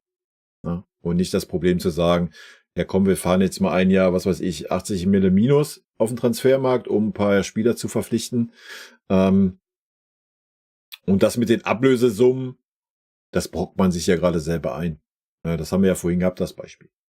Mit dem Davis. Ja? Wenn man den Spielern jetzt zeigt, ja alles gut, du kannst dich so verhalten wie ein asozialer Drecksack dem Verein gegenüber und kannst dann ablösefrei wechseln und ziehst dir das Handgeld noch mit rein.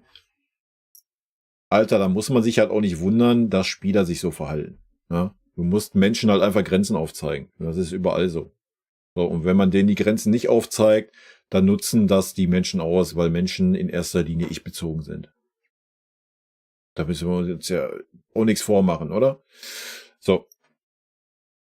Die Aussagen, die jetzt hier alle getroffen wurden, Alter, ja, weiß ich nicht. Was soll er anders sagen? Soll er sich da hinsetzen und sagen, ja, ich hätte das gerne so und so gemacht und so, aber dann kam der Uli und hat gesagt, ja, wir haben keinen Geldscheißer. Wenn das alles klar wäre oder klar gewesen wäre, dass es so ist, was ja auch logisch ist, ja, hat er ja selber auch gesagt, warum muss denn Uli dann öffentlich hingehen und ein Max Eberl das vor den Bug knallen?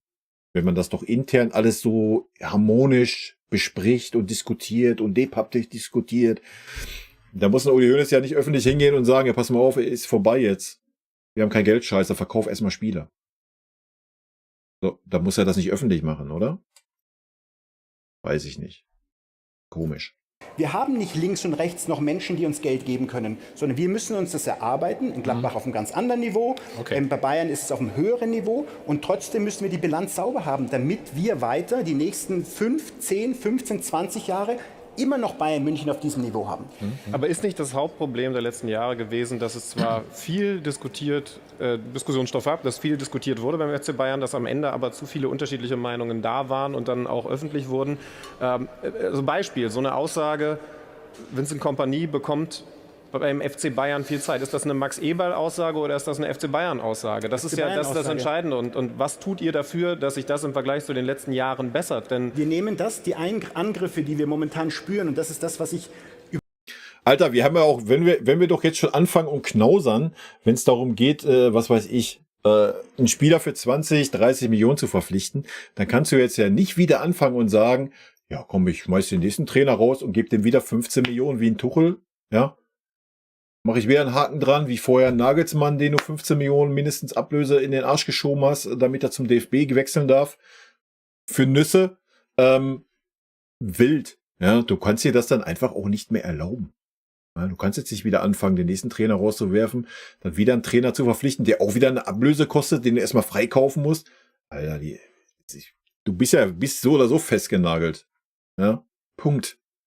Überraschend finde, Bayern München hat 11 Jahre lang alles gewonnen, mehr oder weniger. In Deutschland sowieso, bis auf den Pokal. Champions League gewonnen, hat immer die Meisterschaft gewonnen.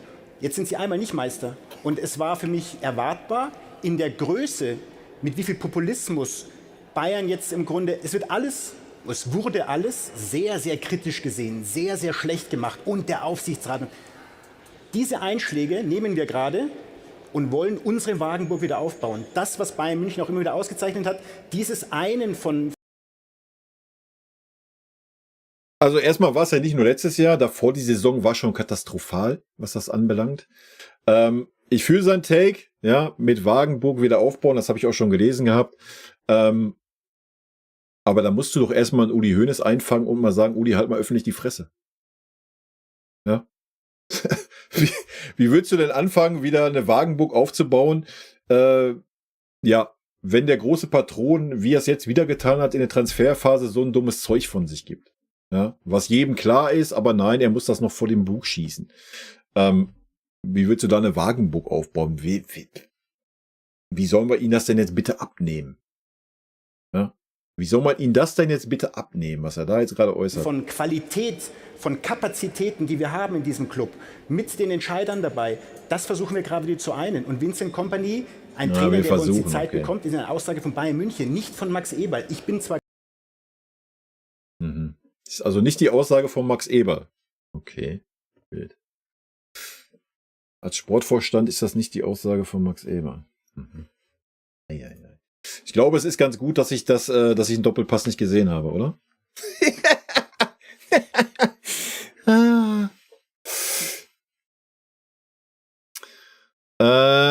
Wenn Müller und Neuer weg sind und dann noch Goretzka und Coman gehen, sind einfach knapp 80 Millionen Gehaltskosten weg.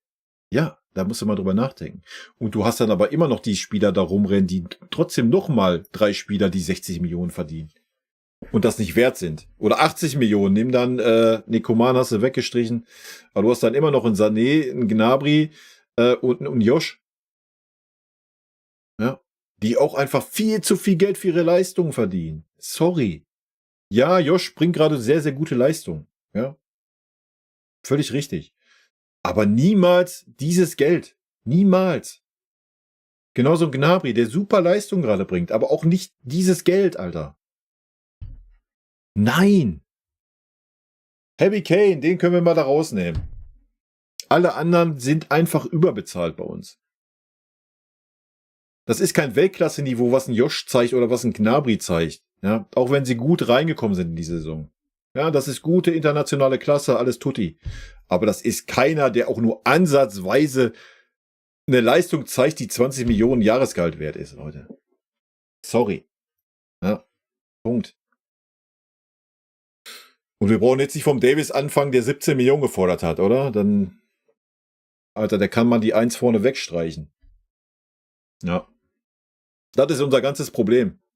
Und ist doch klar, dass dann nicht das Geld da ist, um zu sagen, ach ja, wir haben jetzt aber 120 Millionen in der Champions League eingenommen.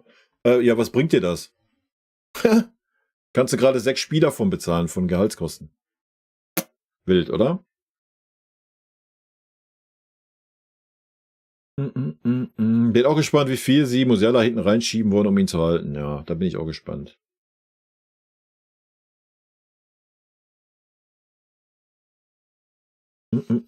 Ja, mal gucken, wenn ich mal Langeweile habe, höre ich da vielleicht mal rein die Tage.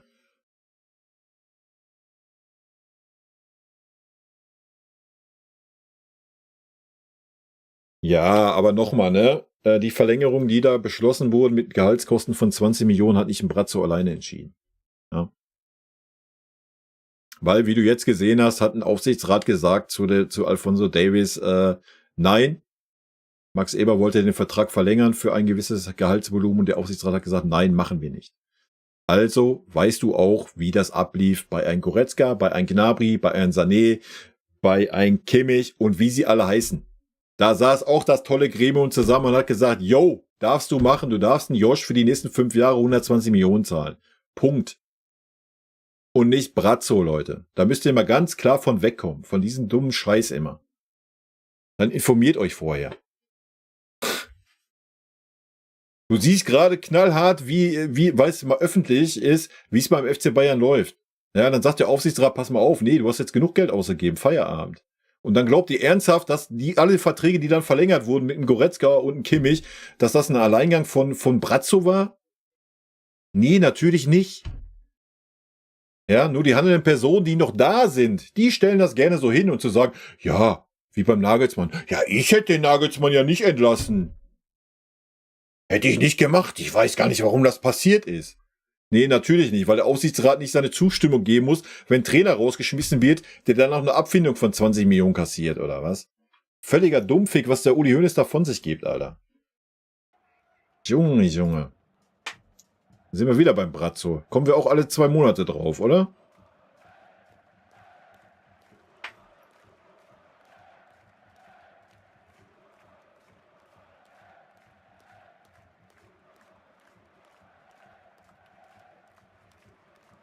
Du kritisierst Uli, aber wer ist am Ende daran schuld, wenn der Davis immer noch da ist und spielt und nicht, wie du es sagst, auf der Tribüne?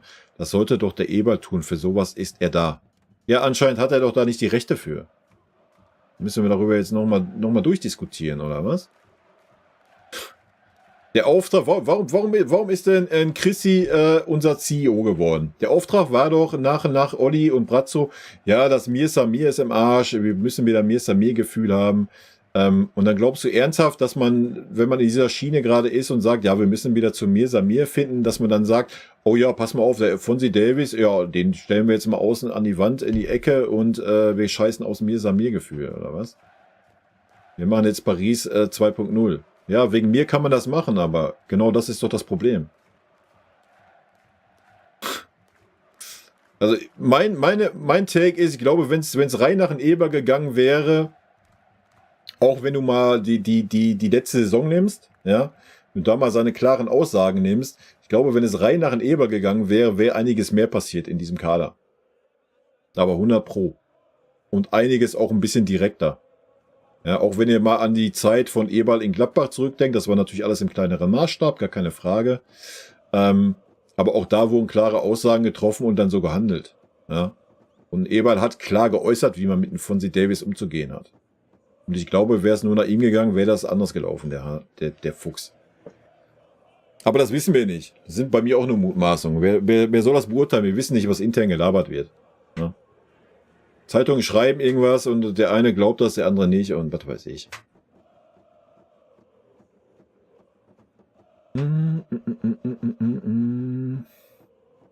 Ja, natürlich sind unsere Verträge nicht gut. Das wissen wir ja auch.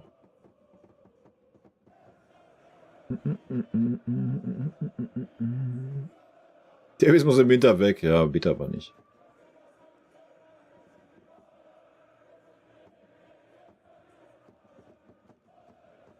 Na, ich weiß nicht, ob du für einen Gnabry, der ist dann auch schon 30, oder? Du dann noch 40 Millionen plus bekommst. Und warum sollst du einen Gnabry dann verkaufen, wenn er gut performt?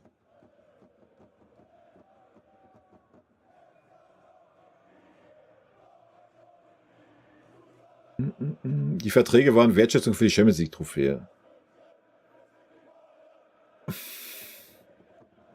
Weiß ich nicht. Wie gesagt, wir sind ja nicht umsonst der einzige Verein in Europa, wo das so ist. Ja. Das weiß ich nicht. Ich glaube, Kimmich hat das damals auch gerechtfertigt. Ich glaube, Kimmich war auch der Erste von der ganzen Riege, wo das dann in diese Sphären ging vom Vertrag her. Und alle anderen hat man dann halt einfach nachgezogen. Das war der große Fehler.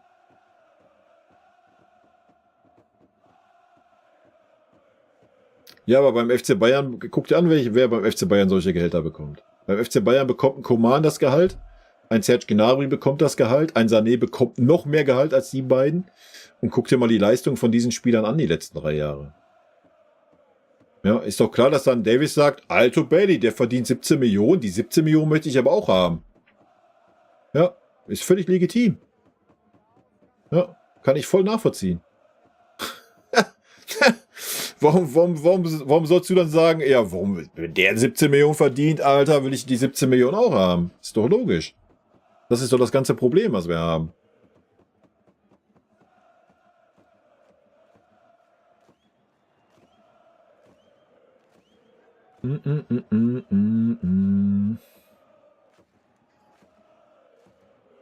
Ja, aber der das Machtwort sprechen kann, ist halt Uli Hoeneß und kein anderer. Soll Uli Hoeneß sich selber ein Machtwort auferlegen?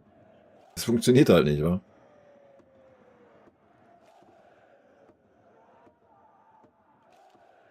Ja, aber wir haben noch letztes Mal das Thema gehabt. Ich weiß nicht, wann es war. Vor 6 Wochen oder sowas haben wir das doch gehabt. Da gab es auch diesen tollen Artikel, der hat das doch sehr gut beschrieben. Der FC Bayern hat einfach gepokert. Der FC Bayern hat bei Kimmich, bei Goretzka, bei Gnabry, bei Coman gepokert. Ja, du hast gepokert und hast verloren. So. Alle hätten den Stepper machen können, um zu sagen, geil, das ist jetzt der neue Weltstar. Der bringt Weltklasse-Leistungen, darauf haben wir gepokert und haben denen diese Gehälter gezahlt. Und keiner hat es davon geschafft. Keiner. Am ehesten noch Kimmich. Ja? Der hat wenigstens noch die richtige Einstellung gehabt. So, aber ansonsten hat es keiner geschafft. Und jetzt stehst du da, hast diese Spieler und wirst diese Spieler natürlich nicht los, Alter. Wer soll diese kaufen außer Saudi-Arabien? Geht nicht. Passiert nicht. Also, was machst du jetzt? Was machst du jetzt? Jetzt kannst du den Coman 2 Jahre auf der Tribüne sitzen lassen, du kannst den Leon 2 Jahre auf der Tribüne sitzen lassen und dann laufen die Verträge aus. Das ist der Way to go. Ja. Und das Geld wird nicht knapp, das ist der Schwachsinn. Das ist leider Schwachsinn, dass das Geld knapp wird. Das kannst du nachgucken. Da wir eine ausgegliederte AG sind, kannst du dir die Zahlen jedes Jahr angucken.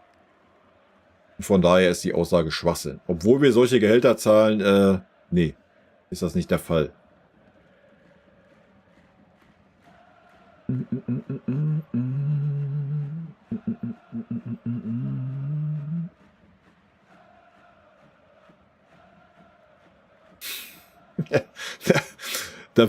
Ohne Scheiß, wenn du zum Josh gehst und sagst, Josh, komm, du kriegst 12 Millionen, du kriegst jetzt die Binde und bist der Kapitän der nächsten 5 Jahre, ich garantiere dir, Josh wird das unterschreiben. Alter.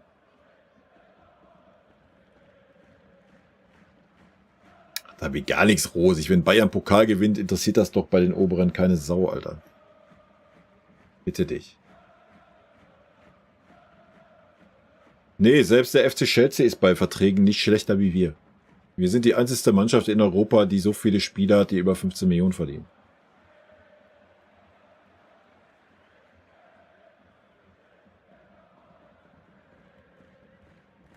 Naja, aber wenn es um Geld geht, ist die Champions League jetzt halt nochmal wichtiger, ne? Ich habe es ja vorhin schon mal gesagt, guckt euch mal an, was für kranke Zahlen es gibt in der Champions League. Ich kann ja mal gucken, ob ich das gerade finde. Da fällt's halt vom Stuhl, Alter.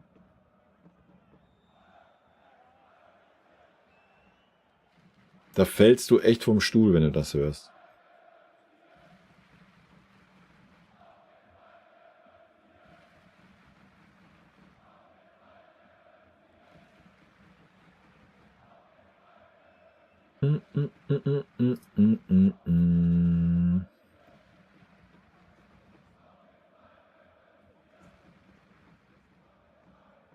Ja, ist doch gut.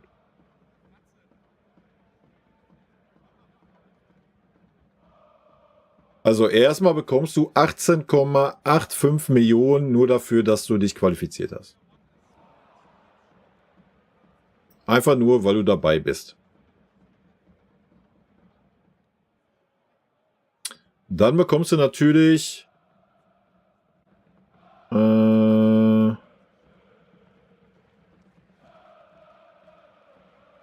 steht hier noch nicht was. Warte. Kicker ist auch nicht mehr das, was es war, ey.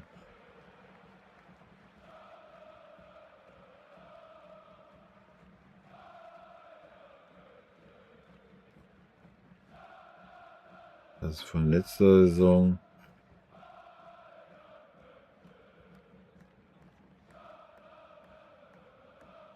Bam, bam, bam, bam, bam, bam, bam.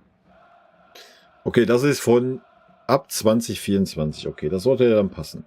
Also du bekommst 18,62 Millionen Startgeld, 2,1 Millionen pro Sieg.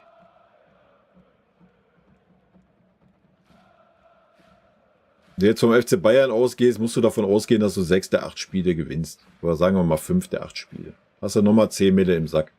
Spielst du das eine oder andere unentschieden, dann bist du vielleicht nach der Vorrunde schon bei 30 Mille. Dann gibt es noch eine Platzprämie. Je nachdem, auf welchem Platz du landest, bekommst du 0,25 bis 9 Millionen. Also bis auf Platz 1 kriegst du 9 Millionen und dann wird das immer ein bisschen weniger. Na? Also kannst du nach der Vorrunde, sagen wir mal grob, wenn du unter die ersten 8 bist, schon mal bei 35 Millionen rauskommen. Dann, wenn du ins Achtelfinale kommst, kriegst du nochmal 11 Millionen, einfach so. Kommst du ins Viertelfinale, bekommst du 12,5 Millionen nochmal so. Kommst du ins Halbfinale, bekommst du 15 Millionen so.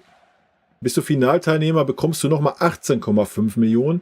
Und solltest du den Bums gewinnen, kriegst du nochmal 6,5 Millionen obendrauf. Wenn du dir das alleine ausrechnest, kommst du wahrscheinlich auf, was weiß ich, 110, 120 Millionen, die du in der Champions League erreichen kannst, wenn du die Champions League gewinnst. Das ist schon krank. Ne? Das ist schon krank. Das ist schon wirklich krank. Und da sind ja dann noch nicht mal seine Zuschauereinnahmen bei, ne? Die du ja auch noch generierst.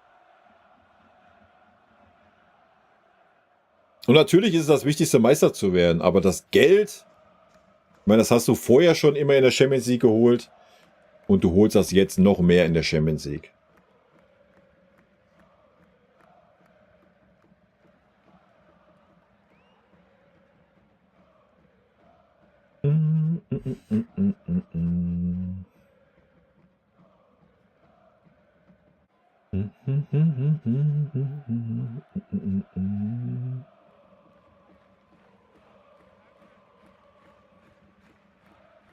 Ja, das ist richtig. Punk. Da hast du vollkommen recht mit dem Weltstars.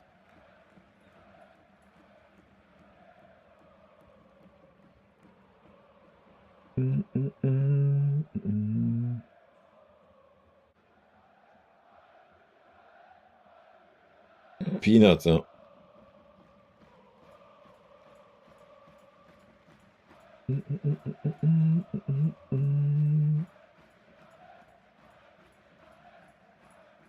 Naja, aber das ist ja, weil die Bundesliga das verschlafen hat einfach.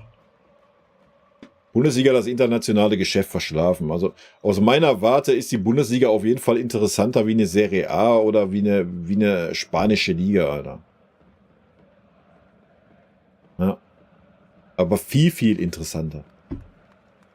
So, mag natürlich auch daran liegen, dass wir halt aus dem Land kommen, wo die Bundesliga ist. Ja, logisch.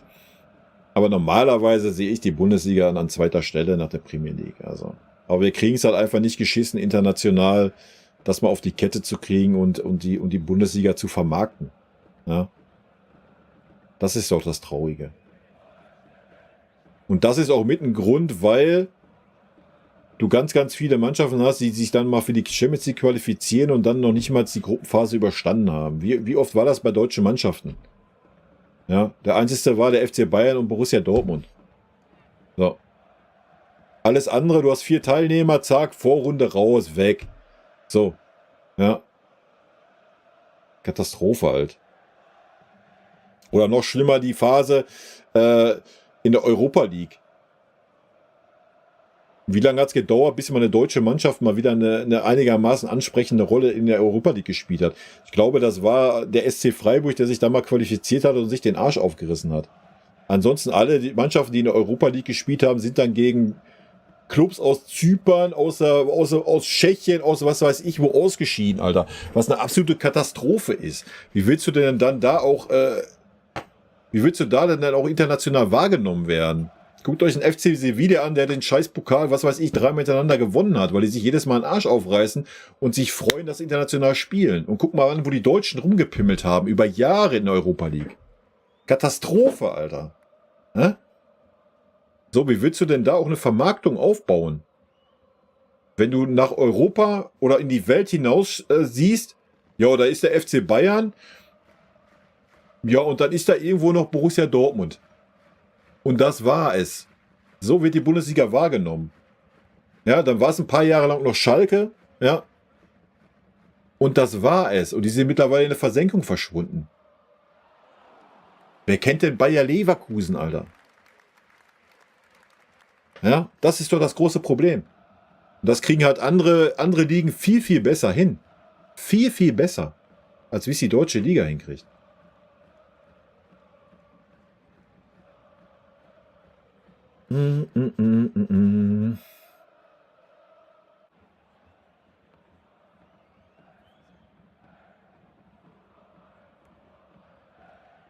Ja, ist eine absolute Katastrophe, die Bundesliga-Vermarktung. Ist eine absolute Katastrophe.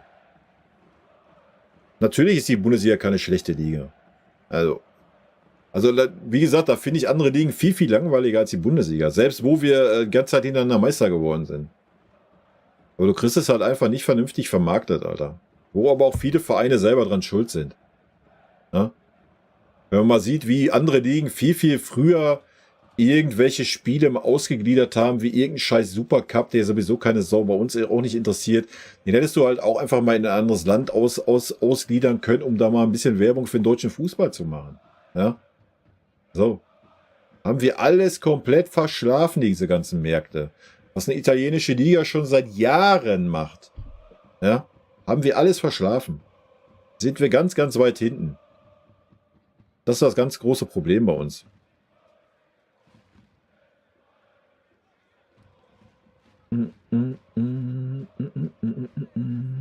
Ich weiß, dass Eintracht Frankfurt die Europa League gewonnen hat. Ich rede von den Jahren davor. Was war denn da für eine Durststrecke davor? Jeder Verein, der in die Europa League gekommen ist, egal wie namhaft es war, ist in den ersten... Die meisten haben noch nicht mal die Vorrunden überstanden, Alter. Das ist eine Katastrophe gewesen. Deswegen sind wir doch da, wo wir sind gerade. Und was war jetzt Eintracht Frankfurt? Ja, was war Eintracht Frankfurt? Das war auch wieder diese Eintagsfliege. Yay, wow. Das ist doch das Problem. Wenn wir sowas haben, dann sind es Eintagsfliegen.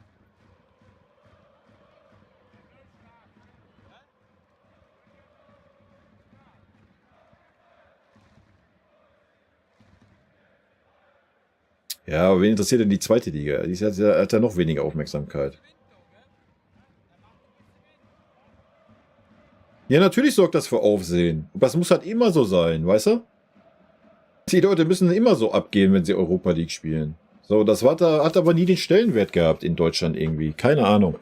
Zumindest hat man nie man hat es nie so wahrgenommen. Ja? Keine Ahnung. Ist auf jeden Fall hausgemacht, die Sache. Dass die Bundesliga im Ausland so gesehen wird, wie sie gesehen wird. Und das hat nicht alleine was damit zu tun, dass der FC Bayern 11 Mal hintereinander deutscher Meister war. Weil nur allein durch den FC Bayern hat die Bundesliga überhaupt international nur den Ansatz von Aufmerksamkeit. Und vielleicht noch zum gewissen Prozentsatz den Dortmundern geschuldet. Oder gedankt. Und die Schalker würde ich da auch mit reinnehmen, auch wenn sie in der Versenkung verschwunden sind. Ja? Das ist das Problem. Und deswegen sind wir da, wo wir sind. Dass wir halt im Ausland keinerlei Geld generieren für die Bundesliga. Und das ist eine Katastrophe. Zumindest für die Vereine, die nicht in der Champions League spielen. Weil da haben wir gerade gesehen, wenn du dich für die Champions League qualifizierst, ist alles gut. Da kriegst du die Kohle in den Arsch geschoben. Ja? Klar muss man dann noch sehen, dass die Engländer dann nochmal da 100 Millionen draufkriegen. Durch ihre Fernsehverträge. Ja.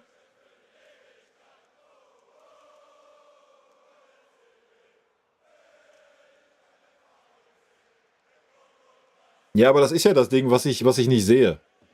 Punk. Also ich sehe es nicht, dass, keine Ahnung, nimm zum Beispiel Athletic Bilbao, die super oft auch Europa League waren und so weiter. Die kommen immer bis Punkt X. So. Und wenn dann da deutsche Mannschaften reinkommen, hast du nie das Gefühl, dass sie wirklich Bock darauf haben. Ja? So, diese Mannschaften so aus Spanien, auch aus Italien, die fühlen das, die gehen da ab. Das haben wir gehabt mit Frankfurt dann, das Jahr. Ja, da haben wir das gehabt, davor mal Freiburg ein Jahr, Union, glaube ich, einmal. Aber du stellst 3 oder 4 Teilnehmer. Ja, und dann hast du mal einen und alle 10 Jahre kommt da mal einer durch. So, und dann guck dir mal spanische Vereine an. Aber du kannst mir jetzt nicht erzählen, dass Athletic Bilbao von der Qualität her besser wäre wie, was weiß ich was, bei uns irgendeine Mittelklasse-Mannschaft. Weiß ich nicht.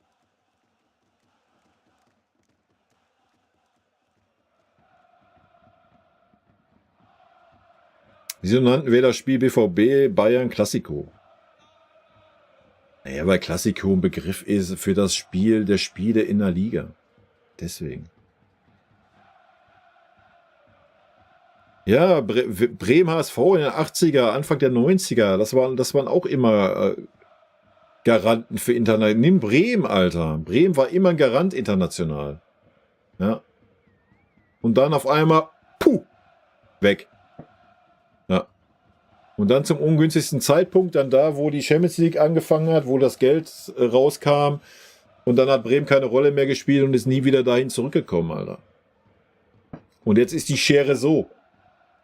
Das ist ja, was ich sage. Wenn Stuttgart jetzt die nächsten 3 Jahre in die Champions League kommt, sich für die Champions League qualifiziert, du brauchst nur das Startgeld nehmen, Alter, und du gewinnst mal 2, 3 Spiele gegen irgendwas, was noch schwächer ist und hast deine 25 Mille im Sack. Was alle anderen in der Bundesliga nicht haben. Ja? Ist halt wild. Ja, Geld regiert die Welt und den Fußball. So ist es leider.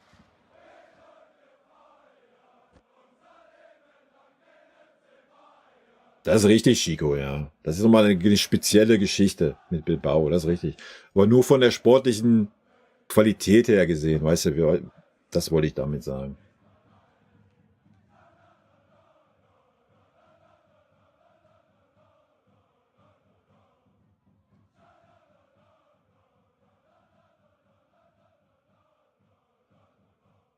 Ja, das ist ja das Problem. Brauchst du nur die letzten Jahre durchgehen in der Champions League. Wie gesagt, wir haben immer 4 Teilnehmer, wovon 2 meistens nach der Vorrunde raus sind. Ne?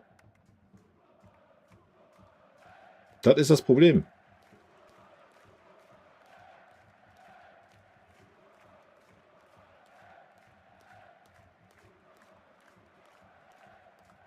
Ja, das weiß ich nicht. Ich bin da bei Bremen nicht so im Thema drin. Ne? Aber bei Bremen ist es halt zum ungünstigsten Zeitpunkt passiert. Ne?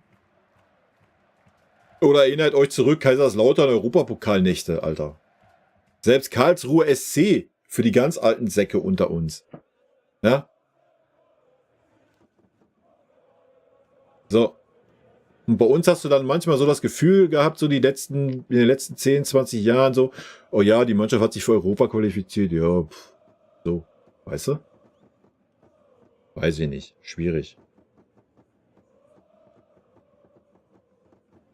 Geld regiert eigentlich alle Sportereignisse, das ist richtig, ja. Weil Geld die Welt regiert. Traurig, aber wahr.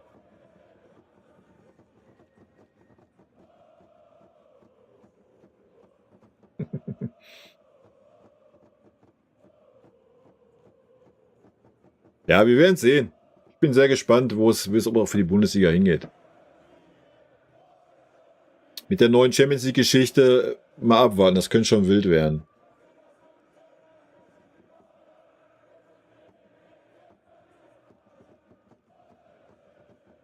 Ach, das weiß ich nicht, ob 50+1 da was bringen würde. Ich meine, guckt euch an, wie lange oder wie viel Kohle in Paris reingepumpt wurde, wie viel Kohle in Manchester City reingepumpt wurde, dass sich da überhaupt mal was ändert. Wie viel Kohle in Vereine reingepumpt wurde, wo sich auch gar nichts geändert hat. Schwierig halt. Schwierig.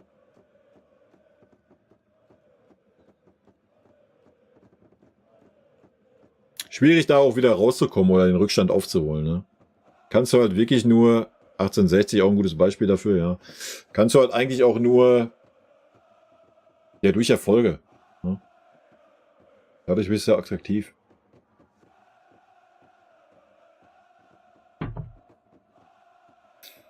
Was ja die letzten Jahre wirklich besser geworden ist, ne? Das darf man ja auch nicht vergessen. Euro-Eddy gegen Valencia, ja, ganz genau.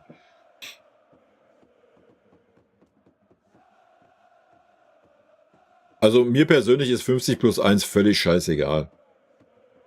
Weil ich genau weiß, dass es beim FC Bayern niemals so weit kommen würde. Deswegen, mich interessiert das nicht. Weil da müsstest du ja, der Umkehrschluss wäre ja auch, keine Ahnung. Da müsstest du ja sagen, ich boykottiere die Champions League, ich boykottiere den Europapokal-Wettbewerb komplett, weil du hast ja 1000 Mannschaften drin, wo das 50+1 keine Rolle spielt. So. Was hast du in Deutschland? In Deutschland hast du kein 50+1, hast genug Vereine, die das anders umgehen. Nimm nur die ganzen Werksclubs, nimm den Red Bull Club, nimm TSG Hoffenheim, wo dann einfach ein Stadion für 30 Millionen und eine Infrastruktur in einem Dorfclub hingezimmert wurde. Ja. Wow. Lächerlich, oder? Neben Hamburg. Mit dem Kühne. Wie viel Kohle hat ein Kühne in Hamburg reingesteckt? 50+1. Aha. Martin Kind, Hannover. Du kannst so viele Beispiele finden. Also hier, Rot-Weiß Aalen vor meiner Tür. LA Aalen hat da 3 Jahre Geld reingepumpt, sind sie bis in die 2. Liga gekommen. Dann ist der abgesprungen, sagt bankrott gegangen, der ganze Verein. So, neben 1860 München derselbe Bums. Ja? So, wir reden davon von 50+1. Wenn du Geld in einen Club schießen willst, gibt es genug Möglichkeiten. Selbst mit 50+1. Sehen wir in der Bundesliga, Leute. Ja? Müssen wir nicht blind sein. Oder meint ihr in Leipzig, das wurde, was weiß ich, durch Pfandsammeln alles aufgebaut? Alter, da ist so viel Kohle reingesteckt worden, dasselbe, wie ich gerade sagte, in Hoffenheim mit dem Stadionbau und alles. So, klar, die Vereine machen das nicht schlecht, haben gut was aufgebaut, alles gut und schön, brauchen wir nicht drüber reden, ja, aber wie viel Kohle da geflossen ist, Leute, ja? Brauchen wir uns auch nicht drüber unterhalten, oder? Und das alles mit 50+1. So.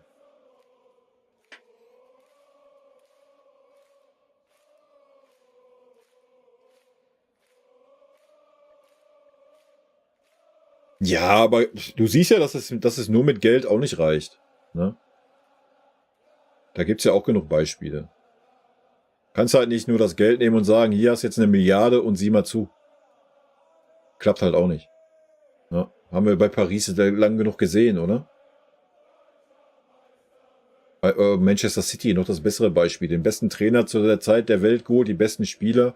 Wie lange haben die gebraucht, um die Champions League mal zu gewinnen? Ne? Also, das geht halt auch nicht. Wenn das alles so einfach wäre, dann... Ne?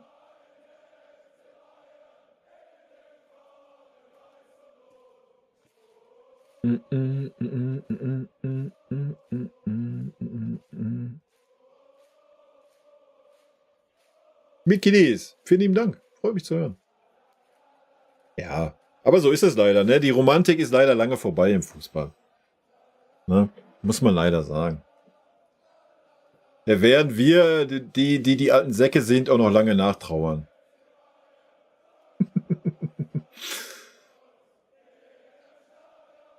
Ja, ich weiß nicht. Ich glaube, die Engländer sind auch schon teilweise ein bisschen neidisch auf das ein oder andere Stadion von der Stimmung her, oder? Ich glaube, da sind wir auch ganz weit vorne. Jetzt nicht in München, muss man leider fairerweise zugeben. Aber ich denke, wenn man so Richtung Ruhrpott guckt, ist da schon ein bisschen Neid auch von englischer Seite.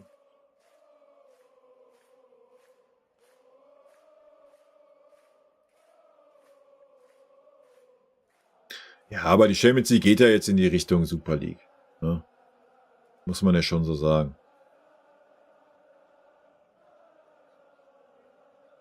Nein, nur mit Geld klappt es halt auch nicht. Ja, wie gesagt, das haben genug Vereine bewiesen, dass es nicht nur mit Geld geht. Du musst trotzdem halt eine Struktur haben, du musst Konstanz haben über Jahre auf der Trainerposition, du musst eine Mannschaft aufbauen, entwickeln.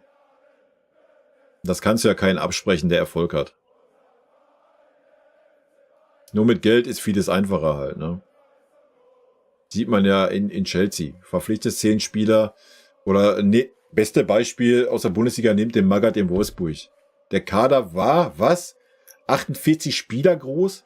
Er hat einfach mal, ist Trainer geworden, hat Trainer, Manager. Ich kaufe erstmal 25 Spieler ein. Ja, ich werde keine los. Ja, ist doch egal. So, er meint ja, das Geld ist irgendwie, was? Wo kam denn die ganze Kohle her? Ist halt so, ja.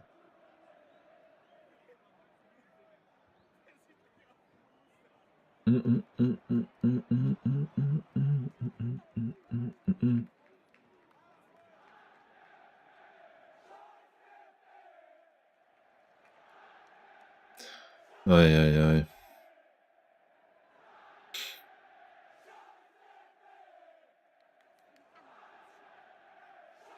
Na, Real Madrid holt doch genug Spieler umsonst.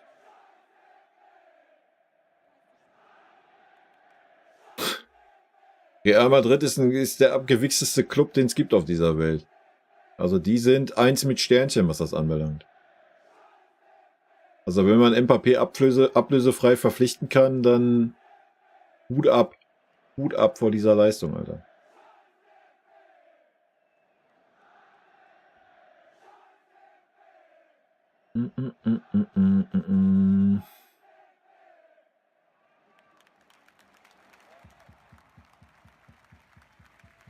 Ja, wir brauchen nicht darüber reden, was in anderen Ländern für komische Geschäfte laufen, oder?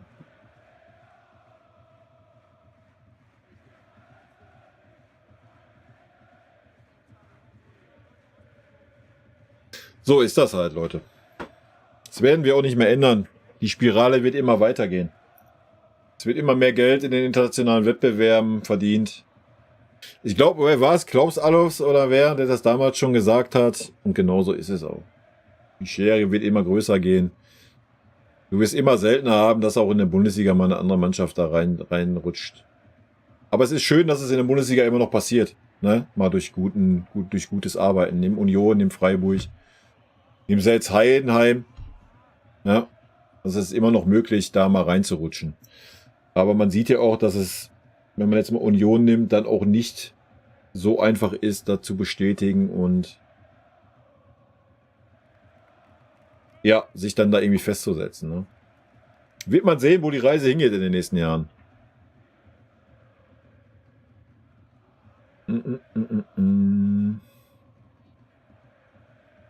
Mbappé war ein Fehlkauf, ja. Na klar war der ein Fehlkauf. Perfektes Schlusswort. Damit beende ich den ganzen Bums hier. Mbappé ist genauso ein Fehlkauf wie Harry Kane Fehlkauf für München ist, ne? Na, ist so ein ganz schlechter Spieler eigentlich auch. Ich meine, man kann das natürlich auch schon, was haben die gespielt? 4 Spieltage? Kann man das bestimmt schon sehr gut beurteilen, ob Mbappé ein Fehlkauf für Real Madrid ist. Denke ich auch. Ja. Leute, danke, dass ihr da wart. Ich wünsche euch ein wunderschönes Spiel morgen. Ja. Und dann sehen wir uns live nächsten Montag, wenn ihr Bock habt. Ne? Ansonsten, wie gehabt, auf YouTube. Wer Bock hat, nehmt am Champions League Tippspiel teil. Wird eine interessante Geschichte werden, denke ich. Und ich wünsche euch einen wunderschönen guten Abend, Leute. Haut rein. Bis dann. Tschüssi. Tschüss. Tschüss.